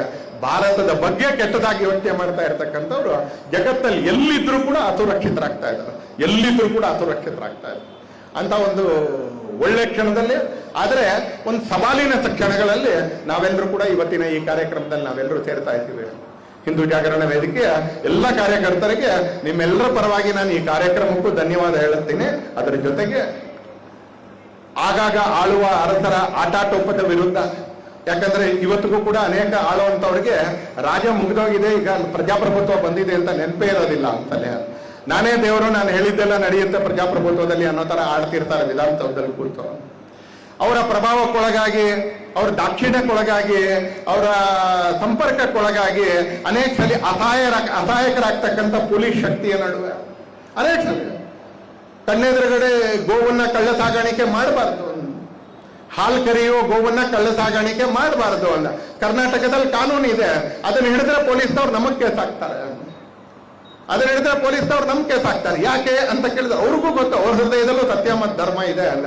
ಆದ್ರೆ ಒಂದಷ್ಟು ಹೊಂದಾಣಿಕೆ, ಒಂದಷ್ಟು ಸಂಧಾನ, ಒಂದಷ್ಟು ಆಬ್ಲಿಗೇಷನ್ ಸರ್ಕಾರದಲ್ಲಿ ಇರೋರ ಜೊತೆಗೆ ಅಂತ ಪೊಲೀಸ್ ವ್ಯವಸ್ಥೆ ನಡುವೆ ನಾವು ಯಾಕಪ್ಪ ನಮ್ಮ ಬದುಕು ನಾವು ನಡೆಸ್ಕೊಂಡು ಹೋಗೋಣ ಅಂತಕ್ಕಂಥ ಒಂದು ದೊಡ್ಡ ಹಿಂದೂ ಸಮಾಜದ ವರ್ಗದ ನಡುವೆ ಹಿಂದೂ ಸಮಾಜದ ಹೆಣ್ಣು ಮಕ್ಕಳನ್ನ ರಕ್ಷಣೆ ಮಾಡಬೇಕು, ಹಿಂದೂ ಸಮಾಜದ ಶ್ರದ್ಧಾ ಕೇಂದ್ರಗಳನ್ನ ರಕ್ಷಣೆ ಮಾಡಬೇಕು, ಹಿಂದೂ ಸಮಾಜದ ಶ್ರದ್ಧಾ ಕೇಂದ್ರಗಳಿಗೆ ಸೇರಿರ್ತಕ್ಕಂಥ ಭೂಮಿಯನ್ನು ರಕ್ಷಣೆ ಮಾಡಬೇಕು, ಗೋವನ್ನ ರಕ್ಷಣೆ ಮಾಡಬೇಕು, ಮತಾಂತರವನ್ನ ತಡಿಬೇಕು, ಅಕ್ರಮ ಪ್ರವೇಶಿಗರನ್ನ ಇಲ್ಲಿಂದ ಹೊಡೆದೋಡಿಸ್ಬೇಕು ಅಂತಕ್ಕಂಥ ಸಂಕಲ್ಪದ ಜೊತೆಗೆ ಹಿಂದೂ ಜಾಗರಣ ವೇದಿಕೆ ಕೆಲಸ ಮಾಡುತ್ತೆ. ಹಿಂದೂ ಜಾಗರಣ ವೇದಿಕೆ ಹಿಂದೂ ಸಮಾಜಕ್ಕೆ ಒಂದು ಖಡ್ಗದ ರೀತಿಯಲ್ಲಿ, ಅದು ಒಂದು ಖಡ್ಗದ ರೀತಿಯಲ್ಲಿ ಮನೆಯಲ್ಲಿ ಖಡ್ಗ ಇಟ್ಕೊಳ್ಬೇಕು ರಕ್ಷಣೆಗೆ ಅಂತ ಹೇಳ್ತಾರೆ. ಹಾಗೆ ಹಿಂದೂ ಜಾಗರಣ ವೇದಿಕೆ ಕೂಡ ಹಿಂದೂ ಸಮಾಜಕ್ಕೆ ಒಂದು ಖಡ್ಗದ ರೀತಿಯಲ್ಲಿ ಕೆಲಸ ಮಾಡುತ್ತೆ. ಯಾರೂ ಮಾಡಕ್ಕೆ ಒಪ್ಪದೇ ಇರ್ತಕ್ಕಂಥ, ತುಂಬಾ ಜನ ಮಾಡಕ್ ಹೆದರ್ತಕ್ಕಂಥ ಕೆಲಸವನ್ನು ಮಾಡ್ತಾರೆ, ತುಂಬಾ ಜನ ಮಾಡಕ್ ಹೆದರುವಂತ ಕೆಲಸವನ್ನು ಮಾಡ್ತಾರೆ. ಅದು ಮಾಡಬೇಕಾದ್ರೆ ಸರ್ಕಾರದ ವಿರೋಧ ಕಟ್ಕೊಂಡು ಪೊಲೀಸರ ಅಸಹಕಾರದ ಮಧ್ಯದಲ್ಲಿ ಸ್ವಂತ ಜೀವನವನ್ನ ಸುಟ್ಕೊಂಡು ಕೆಲಸ ಮಾಡ್ತಾರೆ. ನೆನ್ಪಿಟ್ಕೊಳ್ಳಿ ಅಂತ, ಸ್ವಂತ ಜೀವನವನ್ನ ಸುಟ್ಕೊಂಡು ಕೆಲಸ ಮಾಡ್ತಾ ಇದ್ದಾರೆ. ಆ ತರದ ಒಂದು ಸಂಘಟನೆ ಇವತ್ತು ನಮ್ಮೆಲ್ಲರನ್ನ ಒಟ್ಟು ಸೇರಿಸಿ ಇವತ್ತು ರಾಷ್ಟ್ರ ಧ್ವಜಾರೋಹಣದ ಜೊತೆಗೆ ಧರ್ಮ ಧ್ವಜಾರೋಹಣವನ್ನು ಮಾಡ್ತಾ ಧರ್ಮದ ಅಡಿತಪಾಯದ ಮೇಲೆ ರಾಷ್ಟ್ರವನ್ನ ಕಟ್ತೀವಿ ಅಂತಕ್ಕಂಥ ಸಂಕಲ್ಪದ ಜೊತೆಗೆ ನಮ್ಮ ಕಣ್ಣೆದುರುಗಡೆ ಇತಿಹಾಸದಲ್ಲಿ ನಡೆದಿರ್ತಕ್ಕಂಥ ವಿಭಜನೆಯ ತಪ್ಪನ್ನು ಸರಿ ಮಾಡಿ ಅಖಂಡ ಭಾರತದ ಕನಸನ್ನ ನಾವು ಸಂಕಲ್ಪವನ್ನ ಸಾಕಾರ ಮಾಡ್ಕೊಳ್ತೀವಿ. ಯಾವ ಸಿಂಧುವನ್ನ ಸ್ಮರಣೆ ಮಾಡ್ಕೊಳ್ತೀವೋ ಆ ಪೂರ್ತಿ ಸಿಂಧು ಹರಿತಕ್ಕಂಥ ಭಾಗ, ಯಾವ ಗಂಗೆಯನ್ನು ಸ್ಮರಣೆ ಮಾಡ್ಕೊಳ್ತಾ ಇದೀವೋ ಅವಳ ಕವಲು ಮಹಾಪದ್ಮ, ಅದು ಕೂಡ ನಮ್ಮ ದೇಶದ ಸೇರಿಸುವಂತ ರೀತಿಯಲ್ಲಿ ನಮ್ಮ ಜೀವನ ಕಾಲದಲ್ಲೇ ನಾವೆಲ್ಲರೂ ಕೂಡ ಪ್ರಯತ್ನಶೀಲರಾಗ್ತೀವಿ ಅನ್ನುವಂತ ಸಂಕಲ್ಪ ಮಾಡೋದಕ್ಕೆ ಅವ್ರೇನ್ ಸೇರಿದ್ದಾರೆ. ಅವರಿಗೆ ಮತ್ತೊಮ್ಮೆ ಧನ್ಯವಾದಗಳನ್ನ ಸಮರ್ಪಿಸ್ತಾ, ಮಧ್ಯರಾತ್ರಿಯಲ್ಲಿ ಇವತ್ತು ಆನಂದವನ್ನ ಹಾಗೆ ಇತಿಹಾಸವನ್ನ ಆನಂದವನ್ನ ಆಚರಿಸಲಿಕ್ಕೆ, ಇತಿಹಾಸವನ್ನ ನೆನಪು ಮಾಡಿಕೊಂಡು ಸರಿದಾರಿಯಲ್ಲಿ ನಾವು ಹೋಗ್ಲಿಕ್ಕೆ ಸಂಕಲ್ಪ ತೊಡಲಿಕ್ಕೆ ಬಂದಿರತಕ್ಕಂತ ಎಲ್ಲ ವೀರ ಮಾತೆಯರಿಗೆ, ಸಜ್ಜನ ಬಂಧುಗಳಿಗೆ, ಭಗಿನಿಯರಿಗೆ ನನ್ನ ಅಂತರಾಳದ ಧನ್ಯವಾದಗಳನ್ನ ಅರ್ಪಿಸ್ತಾ ನನ್ನ ಮಾತನ್ನು ಮುಕ್ತಾಯ ಮಾಡ್ತೀನಿ. ಭಾರತ್ ಮಾತಾ ಕೇ, ಭಾರತ್ ಮಾತಾ ಕೇ, ವಂದೇ ವಂದೇ ವಂದೇ.